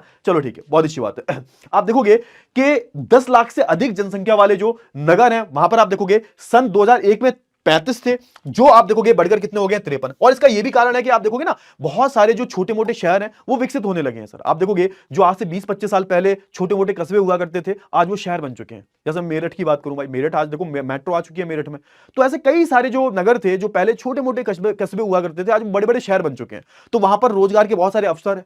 तो आप देखोगे धीरे धीरे जो प्रवास था वो आपको थोड़ा सा कम देखने को मिला है, जो ग्रामीण से शहरी क्षेत्रों में हो रहा था। लेकिन हाँ, एक तरह का प्रवास अभी भी बहुत ज्यादा हो रहा है कि हमारे भारत देश के जो लोग हैं वो अपना देश छोड़ छोड़कर अन्य देशों की नागरिकता ले रहे हैं। वो आपको बहुत देखने को मिलता है। ठीक है सर, बहुत ही बढ़िया, बहुत ही बढ़िया। अच्छा, अब हम बात कर लेते हैं, थोड़ा सा हमने जनसंख्या के बारे में बात कर ली। अब जनसंख्या की जब मैं बात करता हूं तो हमारे देश में जो किशोर जनसंख्या जो है, यानी कि ये जवान बच्चों की बात की जा रही है, 10 से 19 या फिर 18 वर्ष के जो आयु के बच्चे जो होते हैं, इनको किशोरावस्था या फिर किशोर जनसंख्या में गिना जाता है सर। आप देखोगे कि कहीं ना कहीं हमारे भारत की कुल जनसंख्या का 5वां भाग है। बहुत बड़ी बात है ना, 5वां हिस्सा है सर। आप देखोगे ये भविष्य में क्या करेगा, क्योंकि हमारी जो ये किशोर जनसंख्या जो है, यही कहीं ना कहीं हमारे देश को आगे लेके जाएगी, क्योंकि यही तो भविष्य है हमारा। यही तो आगे चल के इन्हीं में से कोई फाइनेंस मिनिस्टर बनेगा, इन्हीं में से कोई प्रधानमंत्री बनेगा, इन्हीं में से कोई इंजीनियर बनेगा, डॉक्टर बनेगा। तो कहीं ना कहीं इस जनसंख्या को सही मार्ग पर चलाना बहुत ज्यादा जरूरी है, वरना अगर ये जनसंख्या कहीं गलत रास्ते में पड़ गई, मैं तुम्हारी बात कर रहा हूं, उसमें तुम भी आते हो, ठीक है ना, मैं तुम्हारी भी बात कर रहा हूं, ठीक है ना, हाँ, किसी और की बात नहीं कर रहा। हाँ, तो इस जनसंख्या को सही दिशा देना बहुत ज्यादा जरूरी है।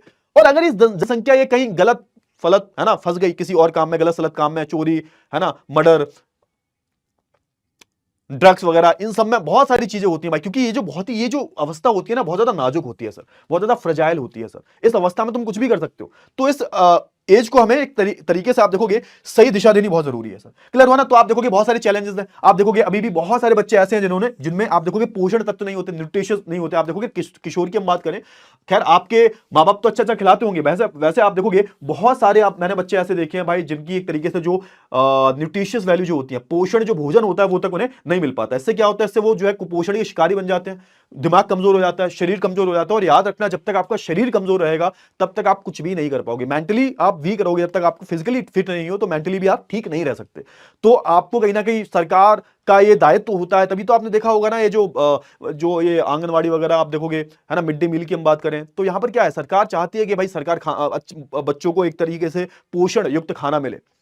ठीक है ना, खैर मिलता नहीं है वो अलग बात है, लेकिन हाँ, सरकार यही चाहती है कि कोई भी बच्चा जो हमारे भारत देश में कुपोषित ना रहे। क्लियर हुआ। फिर यहां पर हम बात करें थोड़ा सा इससे संबंधित है हेल्थ।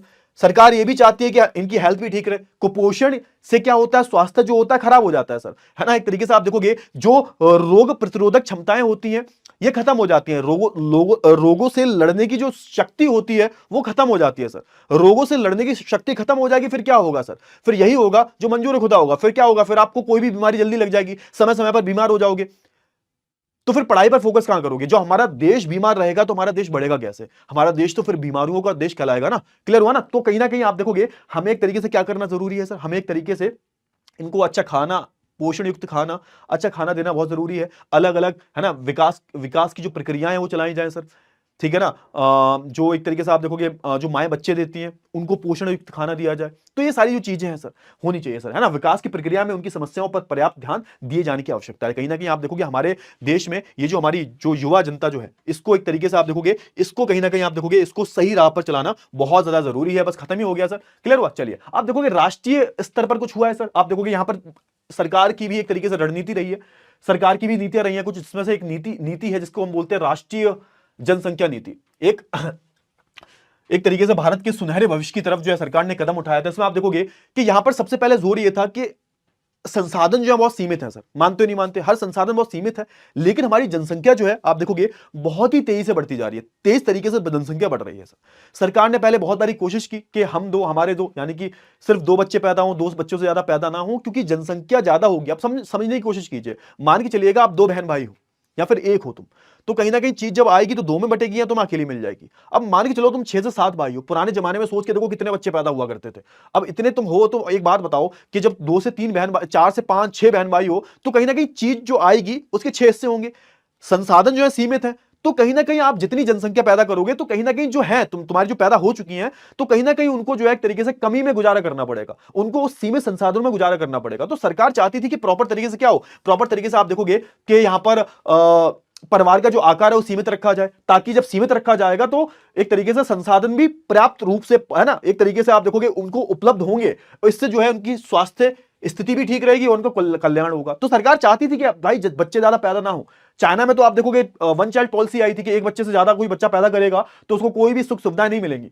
तो वहां पर तो एक तरीके से इतनी बुरी तरह से पॉपुलेशन गिरी है कि आप चाइना के लोग बोल रहे हैं कि भाई फिर से बच्चा पैदा करो। 25 साल में चाइना की पॉपुलेशन बहुत गिरी है सर, समझो, क्लियर हुआ। चलिए, इसी को ध्यान में रखते हुए आप देखोगे भारत सरकार ने 1952 में एक योजना भी शुरू की थी सर, परिवार नियोजन की, है ना। इसमें आप देखोगे ना, यहाँ पे बहुत सारी चीजें चली थी, है ना, नसबंदी प्रोग्राम वगैरह चला था। आप देखोगे कि सरकार चाहती थी कि एक तरीके से, है ना, परिवार में जो बच्चे हों, जो लोग हैं, वो सुरक्षित रहें, खुश रहें, स्वास्थ्य ठीक रहे उनका। और उसके लिए जरूरी ये है कि वो फैमिली प्लानिंग करें। वो एक तरीके से फैमिली प्लानिंग का मतलब क्या होता है, एक तरीके से ऐसा नहीं है कि भाई जब एक तरीके से आप देखोगे कि कभी भी फैमिली प्लानिंग होने लगती है, ऐसे करके आप देखोगे 7 से 8 बच्चे हो जाते थे। लेकिन सरकार कहती है कि नहीं, हमें जो है फैमिली प्लानिंग करनी है। एक तरीके से हमें बहुत ज्यादा बच्चे पैदा नहीं करने, क्योंकि फैमिली प्लानिंग तभी पॉसिबल हो सकती है जब लोगों की भागीदारी होगी। जब लोग ही नहीं चाहेंगे तो कैसे होंगे सर। जब लोगों को समझ में आ जाएगा कि संसाधन बहुत ही सीमित है, इन बच्चों को पैदा करने का कोई भी फायदा नहीं है सर। आप देखोगे राष्ट्रीय जनसंख्या नीति 2000 के मुख्य उद्देश्य क्या है, क्या क्या उद्देश्य। पहला उद्देश्य है कि 14 वर्ष से कम आयु के बच्चों को निःशुल्क शिक्षा दी जाएगी।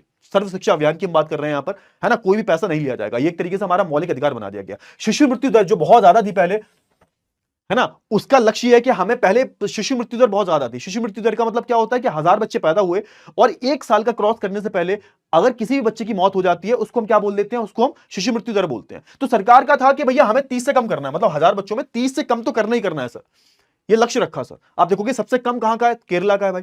चलिए, है ना, व्यापक स्तर पर टीका रोधी बीमारियां जो भी आप देखोगे, पोलियो की, आप जैसा हमारे यहाँ पे पहले पोलियो वाला आया करता था, पहले पोलियो के इंजेक्शन भी लगते थे।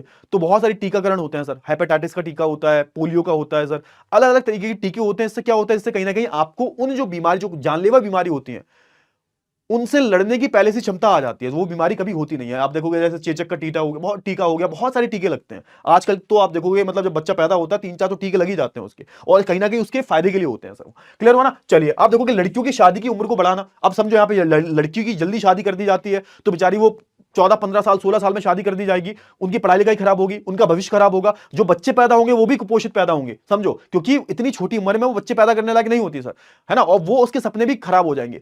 तो कहीं ना कहीं जब बच्ची देखो, जब वो लड़की छोटी है तो उसको इतनी समझदारी नहीं है, तो उसको फैमिली प्लानिंग जैसी चीजें कैसे आएंगी, आप बताइए, नहीं आएंगी ना। उसको क्या पता फैमिली प्लानिंग क्या होती है। जब वो थोड़ी समझदार हो जाएगी, पढ़ी लिखी हो जाएगी, तभी तो उसको फैमिली प्लानिंग आएगी ना। तो सरकार ने यहां पर एक तरीके से आप देखोगे उम्र बढ़ा दी सर, 18 से 21, है ना, अभी 25 की बात चल रही है, तो लड़कों की अभी 21 है, 18 प्लस लड़कियों की चल रही है अभी, ठीक है ना, क्लियर हुआ। परिवार नियोजन को एक जन केंद्रित कार्यक्रम बनाया, और आप देखोगे एक तरीके से, क्योंकि परिवार नियोजन बिना जनता की भागीदारी के नहीं हो सकता सर। तो एक तरीके से आप देखोगे बहुत सारे स्लोगन भी चले कि हम दो हमारे दो, है ना, बहुत सारे प्रोग्राम चले ताकि यहां पर जनसंख्या पर लगाम लग सके। क्यों, क्योंकि जनसंख्या पर अगर लगाम लगेगा तभी पर्याप्त रूप में जो संसाधन है वो सबको मिल पाएंगे, और ये बात सबको समझनी चाहिए, ठीक है ना। इसी के साथ हमारा जो चैप्टर है वो खत्म हुआ। आई होप आपको सारी जो चीजें हैं वो बहुत ही अच्छे से जो है क्लियर हो गई होंगी। तो अब हम मिलेंगे अगली क्लास में, तब तक के लिए अपना ध्यान रखिएगा। Bye bye, take care.